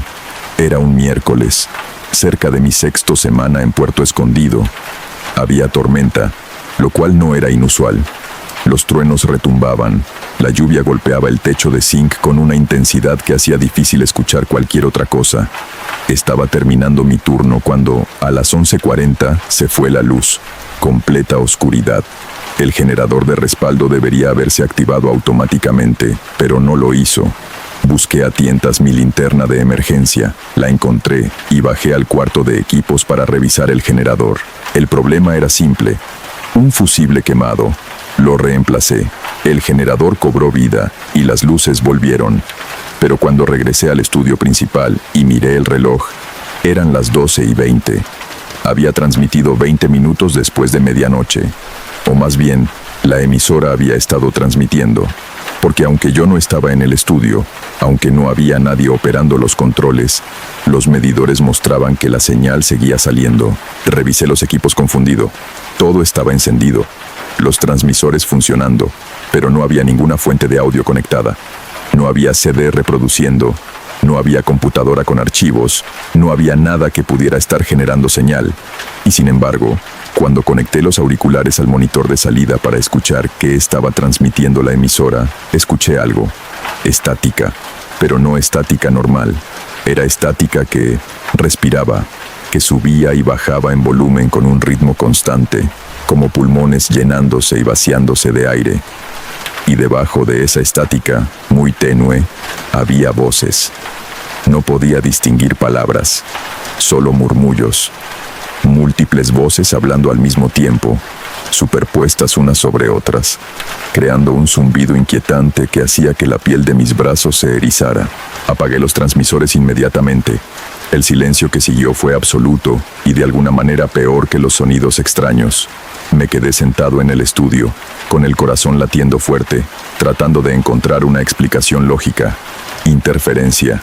Tenía que ser interferencia de otra estación, o tal vez algo con el equipo dañado por la tormenta. O, ¿lo escuchaste?, grité y me giré tan rápido que casi caigo de la silla. Don Hernando estaba en la puerta del estudio, iluminado desde abajo por mi linterna que había dejado en el suelo. En esa luz, su rostro lucía demacrado, viejo, asustado. Don Hernando, hubo un apagón y el fusible. Lo sé. Escuché cuando el generador se apagó y supe que algo pasaría. ¿Transmitimos después de medianoche? Asentí, sin confiar en mi voz. Él suspiró profundamente y se sentó en la otra silla del estudio. Por largo rato no dijo nada, solo miró los equipos apagados con expresión de alguien que ve algo que preferiría no ver. Hace 30 años, comenzó finalmente, su voz baja. Cuando fundé esta emisora, no había esa regla. Transmitíamos 24 horas, o al menos eso intentábamos. Teníamos turnos nocturnos. Se detuvo, sus manos temblando ligeramente mientras las juntaba sobre su regazo. Mi hijo, Ricardo, trabajaba el turno de medianoche a 6 de la mañana. Tenía tu edad entonces, 28. Amaba la radio tanto como yo. Era su vida, su pasión. El aire del estudio se sentía frío a pesar de la humedad de la noche tropical. Podía ver mi aliento formando pequeñas nubes cuando hablaba. Una noche, continuó don Hernando, Ricardo estaba solo aquí, transmitiendo. Cerca de la 1 de la mañana comenzó a recibir llamadas. Esto fue antes de los celulares, cuando usábamos solo líneas terrestres. La gente llamaba para pedir canciones, para enviar saludos. Normal. Pero esa noche, las llamadas eran diferentes. ¿Diferentes cómo? Eran voces que él reconocía, pero eran voces de gente muerta. Su abuela que había fallecido 2 años antes. Un amigo de la infancia que se ahogó en el río. Un primo que murió en un accidente. Todos llamaban. Todos pedían que pusiera canciones específicas. Todos hablaban como si estuvieran vivos. Sentí un escalofrío recorrer mi columna vertebral. Ricardo pensó que era una broma cruel. Alguien imitando voces. Pero las voces sabían cosas íntimas que solo esas personas habrían sabido. Recuerdos compartidos, secretos familiares. Y las canciones que pedían eran las canciones favoritas de cada persona muerta. Canciones que Ricardo ni siquiera sabía que les gustaban. Don Hernando se levantó y caminó hacia la ventana, mirando hacia la oscuridad de la selva afuera. Transmitió las canciones, no sé por qué, tal vez por respeto, tal vez porque parte de él quería creer que realmente eran ellos. Y mientras las canciones sonaban, más llamadas llegaban, más voces de muertos, docenas, todos pidiendo ser escuchados, todos queriendo enviar mensajes a sus seres queridos vivos. ¿Qué pasó?, pregunté, aunque parte de mí no quería saber. A las 6 de la mañana, cuando llegué para mi turno, encontré el estudio vacío. Ricardo no estaba. Sus cosas estaban allí. Su taza de café todavía tibia. Su libreta de notas abierta. Pero él había desaparecido. La habitación pareció enfriarse aún más. Lo buscamos durante semanas, meses. Todo el pueblo, la policía. Buscamos en la selva, en el río, en cada lugar que se nos ocurrió. Nunca encontramos ni rastro de él. Era como si simplemente se hubiera desvanecido. Cree que las voces y creo que algo en esas horas después de medianoche, las barreras se vuelven más delgadas. Entre nuestro mundo y el otro. Y las ondas de radio, viajando por el aire, invisibles, pueden cruzar esas barreras. Pueden llevar cosas que no deberían ser llevadas. Conectar mundos que deberían permanecer separados. Se giró para mirarme directamente. Por eso la regla, Javier. Por eso nunca transmitimos después de medianoche. Porque si lo hacemos, no sabemos qué podríamos dejar pasar, qué podrían escuchar, o qué podrían responder. Me quedé despierto el resto de esa noche. No podía dormir.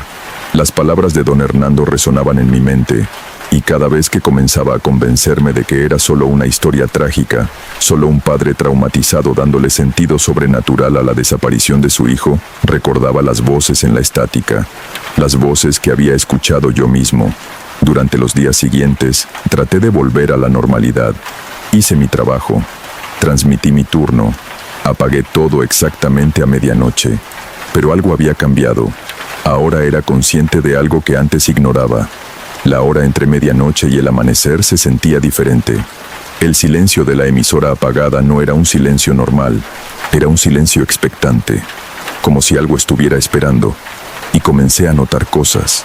A veces, cerca de medianoche, justo antes de apagar, escuchaba cosas en los auriculares, no en la transmisión, sino en el ruido de fondo que siempre está presente. Susurros, muy tenues, como si alguien estuviera hablando muy lejos y yo captara solo fragmentos. Una noche, mientras preparaba el cierre, claramente escuché una voz en los auriculares decir: «Ayúdanos». Salté de la silla, arrancándome los auriculares. Mi corazón latía tan fuerte que podía sentirlo en mi garganta. Miré el reloj, 11:57 p.m., 3 minutos para medianoche. Apagué todo inmediatamente. No esperé. No hice los anuncios de despedida habituales. Simplemente corté la transmisión y apagué los equipos lo más rápido que pude. Pero esa voz había sonado desesperada, necesitada. Le conté a don Hernando al día siguiente. Él escuchó en silencio, su rostro cada vez más pálido. «Están tratando de alcanzarte», dijo finalmente, «como lo hicieron con Ricardo. Quieren usar la emisora. Necesitan que transmitas para ellos». «¿Por qué yo? ¿Por qué ahora? Porque transmitiste después de medianoche. Aunque fue un accidente, aunque solo fueron 20 minutos, fue suficiente. Ahora saben que la puerta puede abrirse y están esperando que la abras de nuevo. No lo haré. Seguiré la regla. Nunca transmitiré después de medianoche. Don Hernando puso su mano en mi hombro. Bien. Mantén esa decisión. No importa qué escuches. No importa qué prometan. No abras esa puerta. Pero la tentación crecía cada noche. Las voces se hacían más claras. Ya no eran solo susurros. Podía empezar a distinguir palabras, nombres, mensajes. Dile a mi esposa que la amo. Mi hijo necesita saber que no fue su culpa. Por favor, solo una canción. Solo quiero que mi familia sepa que estoy bien. Eran súplicas, desesperadas, humanas, o lo que alguna vez fue humano. Y la peor parte era que comenzaba a reconocer algunas voces. Don Hernando me había mostrado fotos de Ricardo. Y una noche, clara como el día, escuché la voz de Ricardo diciendo: «Papá necesita saber la verdad». Esa noche, después de apagar, subí a ver a don Hernando. Estaba en su habitación, leyendo, pero por la forma en que sostenía el libro sin pasar las páginas, supe que no estaba realmente leyendo. Escuché a Ricardo. Dije sin preámbulo. El libro cayó de sus manos. ¿Qué dijo? Dijo que necesitas saber la verdad. Don Hernando cerró los ojos. Lágrimas rodaron por sus mejillas. Sabía que esto pasaría. Sabía que eventualmente intentarían usarte para llegar a mí. ¿Qué verdad, don Hernando? ¿Qué pasó realmente esa noche? Él respiró profundamente, limpiándose las lágrimas con manos temblorosas. La verdad es que no desapareció. Ricardo me llamó esa mañana, a las 5:30 am, media hora antes de que yo llegara a la emisora. Me llamó a casa y me dijo que había algo con él, en el estudio. Algo que había cruzado a través de las ondas, algo que las voces habían traído. Su voz se quebró. Me dijo que no fuera, que mantuviera la emisora cerrada, que nunca transmitiera después de medianoche de nuevo. Y luego escuché un sonido, como viento fuerte, y su voz se cortó. Cuando llegué al estudio una hora después, la puerta estaba cerrada con llave desde adentro. La rompí y encontré el estudio vacío. Pero las ventanas estaban abiertas de par en par, y en el piso había marcas, como si algo grande hubiera sido arrastrado hacia afuera, hacia la selva. ¿Por qué no le dijo a nadie? Porque sonaba loco, porque no tenía pruebas, y porque pensé que tal vez, si mantenía la regla, si nunca transmitía después de medianoche, mi hijo podría encontrar paz. Lo que sea que lo tomó, no podría regresar. Pero está tratando de regresar, dije. Usando las voces, usando a Ricardo, tratando de convencernos de que abramos la puerta de nuevo. Don Hernando asintió lentamente. Por eso tienes que ser fuerte. Por eso no puedes transmitir. No importa qué escuches. No importa cuánto quieras ayudar a esas voces, porque no son lo que parecen. Son cebo. Y lo que realmente espera del otro lado es algo que no quieres dejar entrar a este mundo. Debí haberle hecho caso. Debí haber mantenido la regla sin importar qué. Pero entonces llegó la llamada. Era un sábado. Mi turno normal. Cerca de las 10 de la noche. El teléfono de la emisora sonó. Era la línea que usábamos para peticiones de canciones y saludos al aire. Contesté como siempre.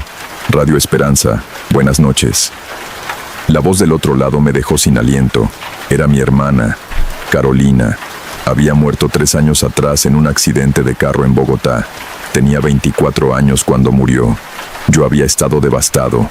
«¿Javier?», dijo su voz, exactamente como la recordaba. «¿Eres tú?».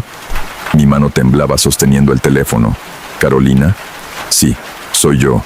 Javier, necesito que me escuches. Necesito que transmitas algo para mí, después de medianoche. Es importante». «No puedes ser tú. Carolina está muerta». «Lo sé. Por eso necesito que me ayudes. Hay un mensaje que mamá necesita escuchar. Algo que necesito decirle antes de que sea demasiado tarde. Por favor, hermano. Por favor, solo esta vez. Solo transmite después de medianoche. Solo por 1 hora. Para que yo pueda hablar». Lágrimas corrían por mi rostro. Su voz era tan real, tan familiar. Cada inflexión, cada pausa, era exactamente como ella hablaba. «¿Cómo sé que realmente eres tú? ¿Recuerdas cuando teníamos 7 y 5 años? Te caíste del columpio en el parque y te rompiste el brazo, pero me hiciste prometer que no le diríamos a mamá que fue porque estabas tratando de columpiarte parado. Dijimos que fue un accidente normal. Ella nunca supo. Mi corazón se detuvo. Nadie sabía eso. Nadie excepto Carolina y yo. Solo una hora, suplicó. Después de medianoche, transmite para mí, Javier. Déjame hablar con mamá una última vez. Colgó antes de que pudiera responder.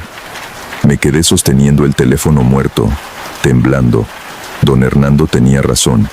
Estaban usando a Ricardo para llegar a él, y ahora estaban usando a Carolina para llegar a mí. Pero era mi hermana que había muerto demasiado joven. Si realmente era ella, si realmente había una oportunidad de darle paz, de dejarla hablar con nuestra madre una última vez, ¿cómo podía negarle eso? Esa noche, a las 11:50, hice mi cierre normal. Apagué los transmisores. Le dije a don Hernando que todo estaba bien, y esperé en mi habitación hasta que escuché su respiración regular indicando que dormía. Entonces bajé al estudio. Eran las 12:15 de la madrugada. Encendí los transmisores, uno por uno.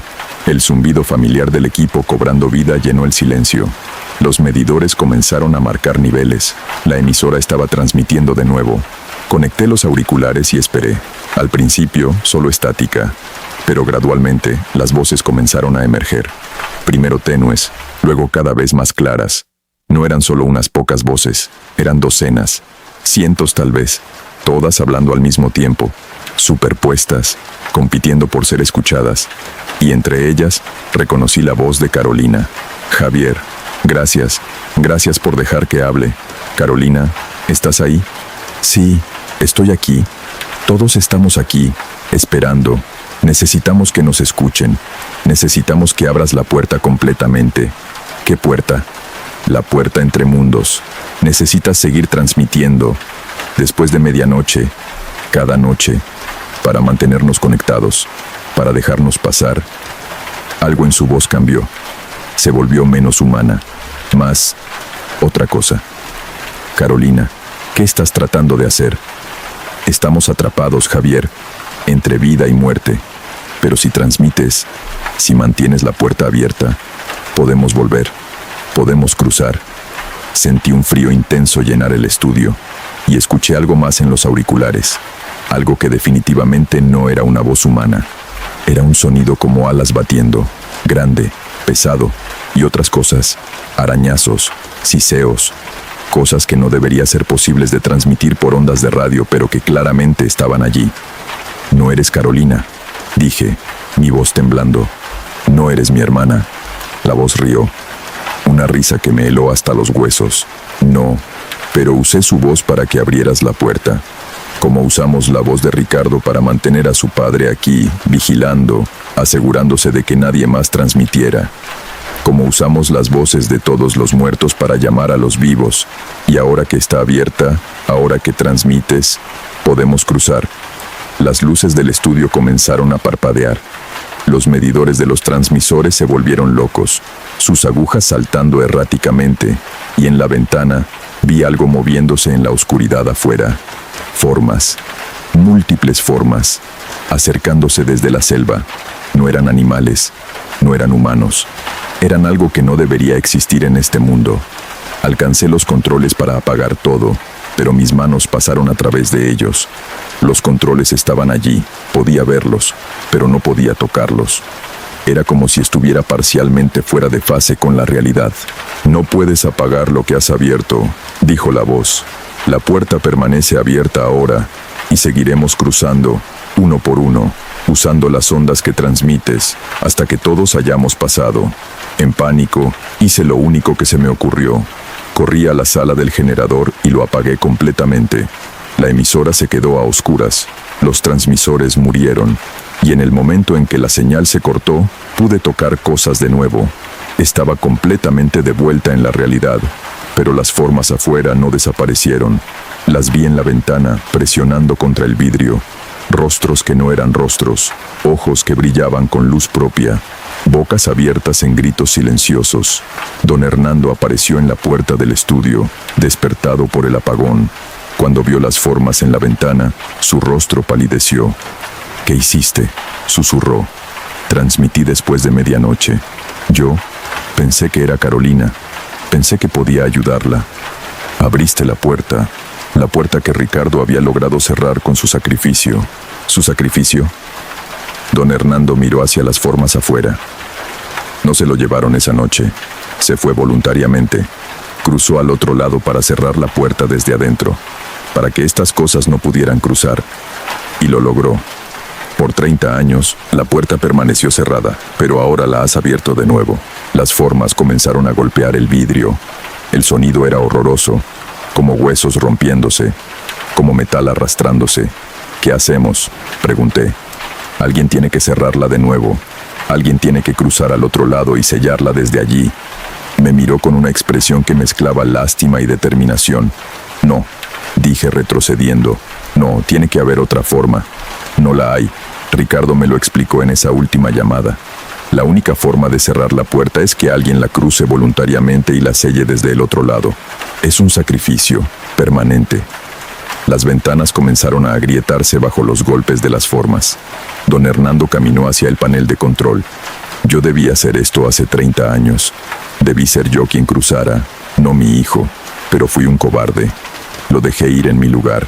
No cometeré ese error de nuevo. No, don Hernando, espere. Pero él ya había encendido el generador de nuevo. Los transmisores cobraron vida, la emisora comenzó a transmitir, y las formas en la ventana dejaron de golpear. Se quedaron quietas, esperando. Don Hernando me miró una última vez. Cuida de la emisora, mantén la regla. Nunca transmitas después de medianoche. Y si alguien más comete el error que tú cometiste, diles la verdad, diles el precio. Caminó hacia la puerta, la abrió, y las formas afuera se apartaron, creando un camino que llevaba hacia la selva, hacia la oscuridad.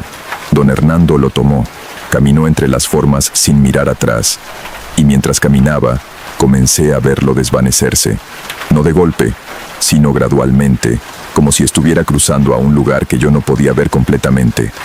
Justo antes de desaparecer por completo, se giró, y por un segundo, vi a alguien más junto a él, un joven, Ricardo, padre e hijo, finalmente juntos de nuevo. Luego desaparecieron, y las formas también. La selva quedó en silencio normal. Los insectos y ranas que habían estado callados durante todo el encuentro comenzaron sus sonidos habituales. Apagué la emisora. Esta vez se apagó sin resistencia, y supe que la puerta estaba cerrada de nuevo, sellada por don Hernando desde el otro lado. Eso fue hace 6 meses. Sigo operando Radio Esperanza. Mantengo la regla religiosamente.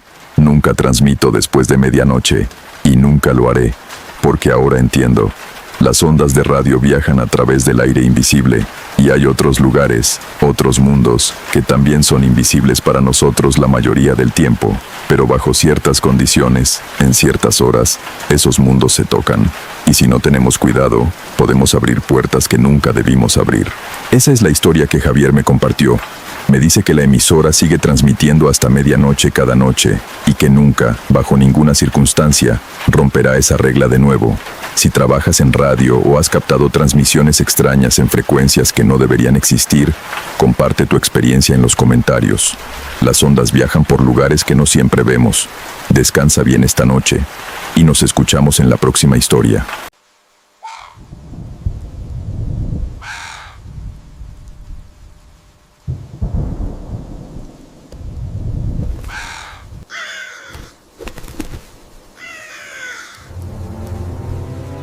Un oyente me escribió desde un pueblo de montaña con una historia que me dejó sin palabras.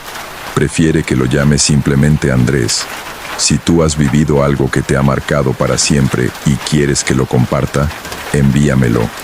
Me encantan estas historias porque nos recuerdan que hay cosas que la lógica no puede explicar.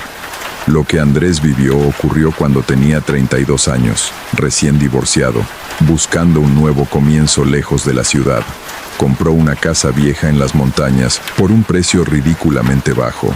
Debió preguntarse por qué nadie más la quería. Esta es su historia. Debí haber sabido que algo andaba mal cuando el notario me miró con lástima. Estaba firmando los papeles de la casa, una propiedad aislada en las montañas a 2 horas de la ciudad más cercana. El precio era increíblemente bajo, casi sospechoso. Pero yo estaba desesperado por empezar de nuevo después del divorcio, y la idea de la soledad me parecía perfecta. ¿Estás seguro de esto?, me preguntó el notario, un hombre mayor de pelo cano y lentes gruesos. Completamente, respondí firmando la última página. Él suspiró, cerró la carpeta y me entregó las llaves. Que Dios lo acompañe entonces. Disculpe, nada. Felicidades por su nueva propiedad. Pero había algo en su tono que me inquietó. La casa estaba al final de un camino de tierra que serpenteaba por el bosque durante kilómetros.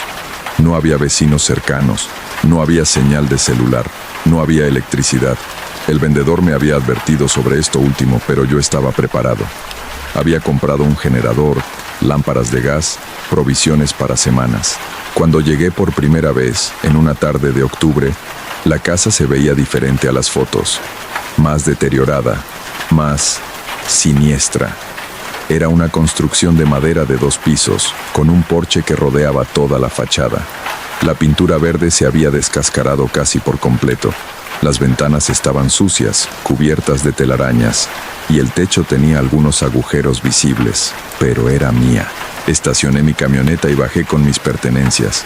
El silencio era absoluto. Ni pájaros, ni insectos, ni viento. Solo silencio. La puerta principal estaba desbloqueada. La empujé y entró crujiendo, revelando un interior oscuro y polvoriento. El olor era horrible. Humedad, madera podrida y algo más. Algo orgánico y desagradable que no pude identificar. Pasé las primeras horas limpiando y organizando. El interior era más grande de lo que esperaba. Sala, comedor, cocina en la planta baja, 3 habitaciones y un baño arriba, y un sótano al que accedías por una trampilla en la cocina. Cuando el sol comenzó a ponerse, encendí el generador y conecté mis lámparas. La luz ayudó, pero las sombras que proyectaba parecían moverse más de lo que deberían. Esa primera noche, intenté dormir en el sofá de la sala porque aún no había subido el colchón al 2.º piso. Me envolví en mi saco de dormir y cerré los ojos, exhausto. Entonces escuché el primer golpe. Vino del piso superior. Tut. Un golpe seco, pesado, como si alguien hubiera dejado caer algo. Me incorporé, alerta. ¿Hola? Silencio. Esperé 5 minutos, 10, nada más. Animales, me dije. Probablemente hay alguna familia de mapaches o algo así que ha estado viviendo aquí. Me volví a acostar. Tud. 3 golpes seguidos, esta vez más fuertes, más deliberados. Me levanté y tomé mi linterna. Subí las escaleras lentamente, iluminando cada rincón. El pasillo superior estaba vacío. Las puertas de las 3 habitaciones estaban cerradas, tal como las había dejado. Abrí la primera puerta, vacía. La segunda, vacía. La tercera. Cuando la abrí, sentí una corriente de aire frío que me golpeó en la cara. La ventana estaba abierta, golpeando contra el marco. Debí dejarla abierta sin darme cuenta. Murmuré cerrándola y asegurando el pestillo. Pero sabía que no la había abierto. Ni siquiera había entrado a esa habitación. Bajé las escaleras y me acosté nuevamente. No hubo más ruidos esa noche, pero no pude dormir. Algo en la casa se sentía atento, como si estuviera siendo observado. A la mañana siguiente decidí explorar el sótano. La trampilla en la cocina era pesada, de madera gruesa con bisagras oxidadas. Tuve que hacer fuerza para abrirla. Un olor a tierra y humedad subió inmediatamente, junto con aire frío. Bajé por una escalera de madera que crujía peligrosamente con cada paso. El sótano era más grande de lo esperado, extendiéndose bajo toda la casa. Las paredes eran de piedra, el piso de tierra apisonada, y había cosas, muebles viejos cubiertos con sábanas, cajas de cartón deterioradas, herramientas oxidadas colgando de las paredes, y en el fondo, parcialmente oculto en las sombras, algo que parecía un altar. Me acerqué lentamente. Era definitivamente un altar, hecho de piedra oscura, con velas negras derretidas, manchas que parecían cera pero tenían un tono rojizo y símbolos grabados que no reconocí. Había también un libro, antiguo, encuadernado en cuero agrietado, cerrado con un cordel. No lo toqué. Algo en mi instinto me gritaba que no debía hacerlo, pero vi algo más. En la pared detrás del altar había algo escrito. Con lo que parecía ser carbón o pintura oscura, alguien había escrito: no despiertes a lo que duerme, no rompas el círculo, no leas el libro. El último mensaje estaba subrayado 3 veces. Retrocedí lentamente y subí las escaleras. Cerré la trampilla y arrastré la mesa de la cocina sobre ella. Esa tarde decidí ir al pueblo más cercano para comprar provisiones y, con suerte, averiguar algo sobre la historia de la casa. El pueblo era pequeño, apenas una calle principal con una tienda, una gasolinera, una cantina y una iglesia. Entré a la tienda y fui recibido por una mujer mayor detrás del mostrador. Dejó de sonreír en cuanto le dije dónde vivía. ¿La casa de los Morales?, preguntó con voz tensa. No sé cómo se llamaban los anteriores dueños. Si es la casa al final del camino del bosque, es la de los Morales, y nadie debería vivir ahí. ¿Por qué? Ella negó con la cabeza. No es mi historia para contar, pero si es inteligente, se irá de ahí. Acabo de comprarla. Entonces que Dios se apiade de usted. No dijo nada más, sin importar cuánto insistí. Esa noche los fenómenos empeoraron.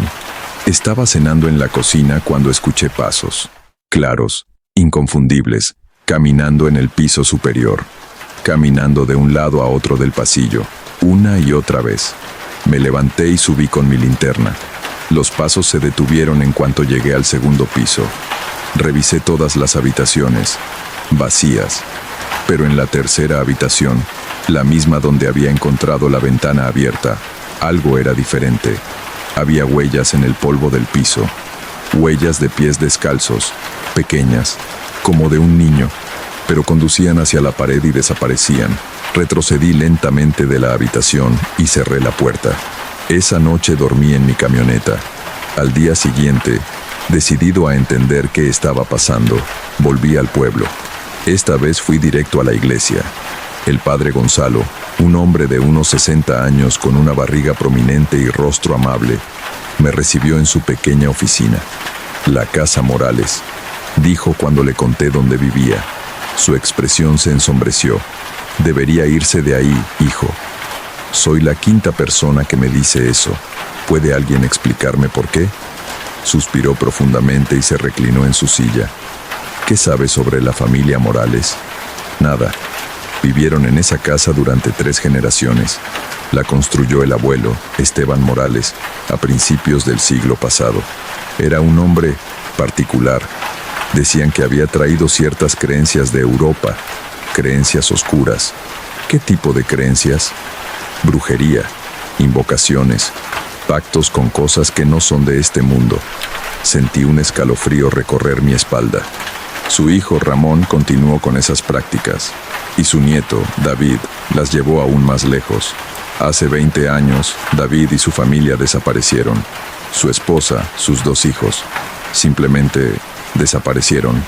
La policía investigó, pero nunca encontraron nada, solo la casa vacía y el sótano. Se estremeció. ¿Qué hay en el sótano? No lo sé exactamente. Nadie que haya bajado ahí ha querido hablar de ello. Pero desde entonces, cualquiera que ha intentado vivir en esa casa ha huido en cuestión de semanas. Algunos dicen que escuchan voces, otros ven sombras, y hay quienes juran que algo los toca mientras duermen. Encontré un altar en el sótano, confesé, y advertencias escritas en la pared. El padre Gonzalo palideció. ¿Ha tocado algo? No. Bien, no lo haga. Y si tiene algo de sensatez, abandone esa casa hoy mismo. Pero no lo hice. Tal vez era terquedad, tal vez era orgullo, o tal vez era que no tenía a dónde más ir. Había invertido todo mi dinero en esa casa. No podía simplemente abandonarla. Esa noche, decidí confrontar lo que fuera que estaba en mi casa. Bajé al sótano con mi linterna más potente. El altar seguía ahí, intacto, pero el libro había cambiado de posición. Antes estaba cerrado y horizontal. Ahora estaba de pie, apoyado contra una de las velas negras, como si alguien lo hubiera movido. Mi mano tembló mientras me acercaba. No leas el libro, advertía el mensaje en la pared. pero necesitaba saber. Tomé el libro con cuidado. Era más pesado de lo que parecía. La cubierta de cuero estaba fría, casi helada. Lo abrí. Las páginas estaban escritas a mano en un idioma que no reconocí, pero había dibujos, símbolos, diagramas, y en el centro del libro, una ilustración que me heló la sangre. Era la casa, mi casa. Pero en el dibujo la casa estaba rodeada por un círculo de símbolos grabados en el suelo, y dentro de la casa, figuras sombrías, muchas, demasiadas. Debajo del dibujo, en español, alguien había escrito: el círculo mantiene a los inquilinos contenidos. Si el círculo se rompe, serán liberados. Si el libro es leído en voz alta, el pacto se renueva. El lector se convierte en el guardián, y el guardián nunca puede irse. Cerré el libro de golpe, el corazón desbocado. Inquilinos. La casa tenía inquilinos. Subí corriendo del sótano y cerré la trampilla. Necesitaba verificar algo. Salí de la casa con mi linterna. La noche estaba oscura, sin luna. Caminé alrededor del perímetro de la casa, buscando, y lo encontré. En el suelo, parcialmente oculto por la hierba y la tierra acumulada durante años, había un círculo de piedras. Piedras negras con símbolos grabados, rodeando completamente la casa. Pero parte del círculo estaba rota. Una sección completa de piedras había sido removida o destruida. El círculo estaba incompleto. No rompas el círculo. Había advertido el mensaje, pero alguien ya lo había hecho. Volví a entrar a la casa y cerré todas las puertas y ventanas. Me senté en la sala con todas las luces encendidas, el libro del sótano en mi regazo. Necesitaba pensar, necesitaba entender. Si el círculo mantenía a los inquilinos contenidos y el círculo estaba roto, eso significaba que estaban libres, que podían salir, que podían... El generador se apagó. Todas las luces se extinguieron simultáneamente. La oscuridad era absoluta. No, susurré, palpando en busca de mi linterna. Entonces escuché las risas. No era una risa, eran muchas. Risas superpuestas, algunas agudas, otras graves, todas mezclándose en una cacofonía horrible que parecía venir de todas partes a la vez. Encontré mi linterna y la encendí. El haz de luz reveló la sala vacía, pero las risas continuaban cada vez más fuertes, más cercanas. Me puse de pie y retrocedí hacia la puerta principal. Algo pasó corriendo frente a mí, una sombra, moviéndose más rápido de lo que debería ser posible. Luego otra y otra. Las sombras comenzaron a multiplicarse, corriendo por las paredes, el techo, el suelo. Figuras oscuras sin forma definida, moviéndose erráticamente. Y las risas. Dios, las risas no paraban. «Salgan de mi casa», grité, sabiendo que sonaba desesperado. Las risas se detuvieron abruptamente. El silencio que siguió fue peor. Entonces, una voz, una sola voz, profunda y antigua, que parecía venir del aire mismo. «Tu casa». 2 palabras, pero cargadas de una malicia que me hizo temblar. «Nuestra casa», corrigió la voz. «Nuestro hogar, nuestro territorio. Esto es un error», dije con voz temblorosa. No sabía nada de esto, pero ahora sabes, y sabes demasiado. Las sombras comenzaron a converger hacia mí, formando una masa oscura y palpitante. Corrí hacia la puerta principal, la abrí de un tirón y salí al porche. Las sombras me siguieron, fluyendo por la puerta como agua negra.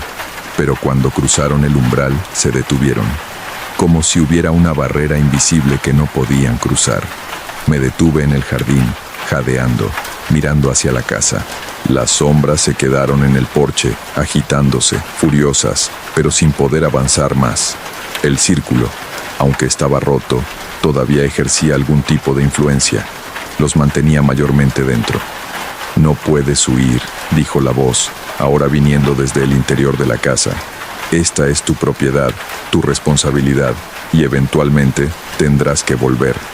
Pasé esa noche en mi camioneta, conduciendo hasta el pueblo. Alquilé una habitación en el único motel y no dormí en absoluto.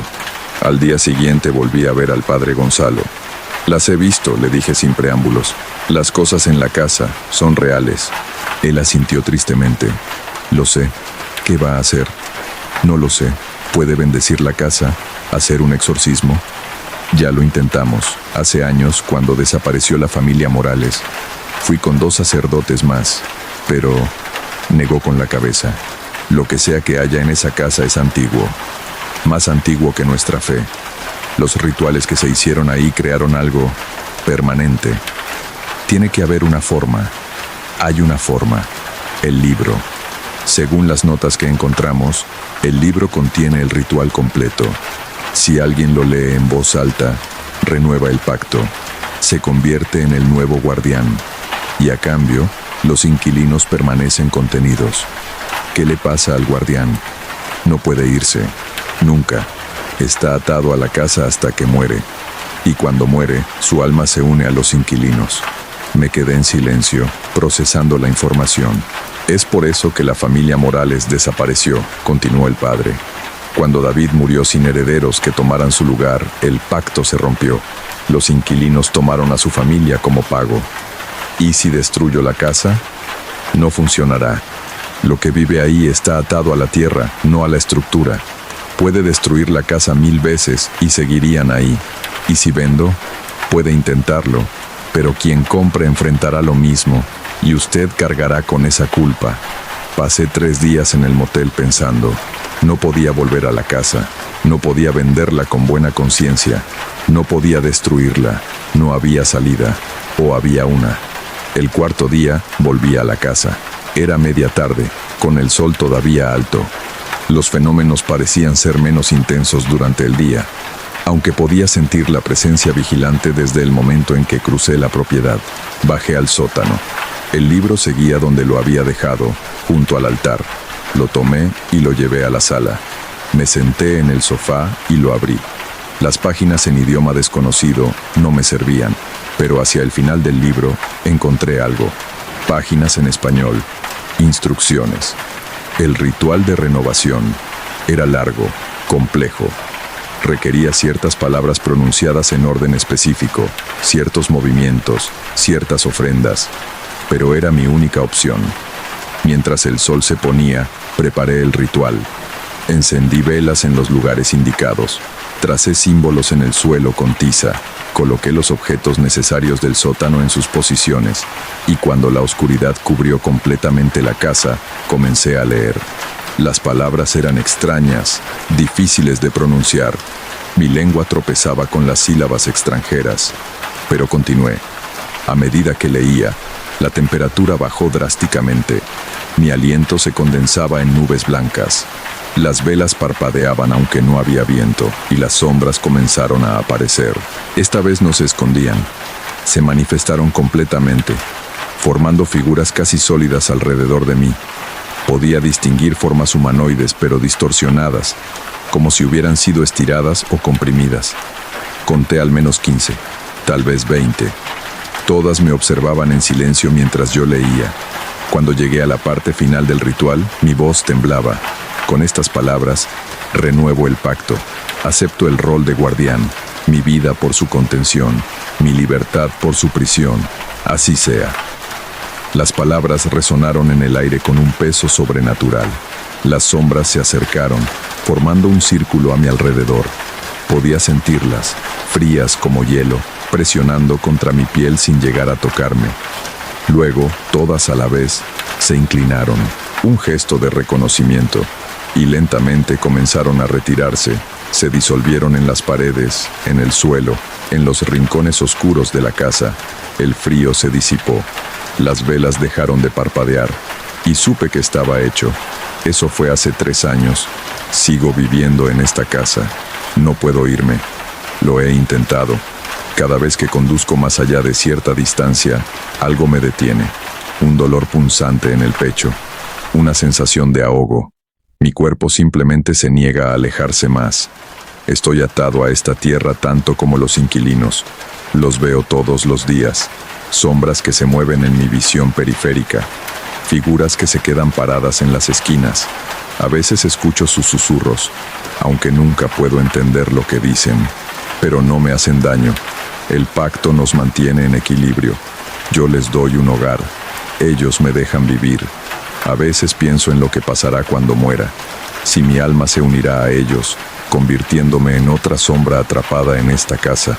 O si finalmente seré libre, no lo sé. Lo que sí sé es que nadie más puede venir aquí. He puesto carteles en el camino. He advertido a los pocos que se aventuran cerca. No permitiré que otra persona caiga en esta trampa. Esta es mi responsabilidad ahora, mi condena y mi vida, hasta que la muerte me libere o me encadene para siempre. Hasta aquí llega la historia que Andrés me confió. Dice que cada noche mira las sombras y se pregunta cuánto tiempo más podrá mantener el equilibrio. Si esta experiencia te estremeció tanto como a mí, me gustaría saber qué piensas. Déjalo en los comentarios.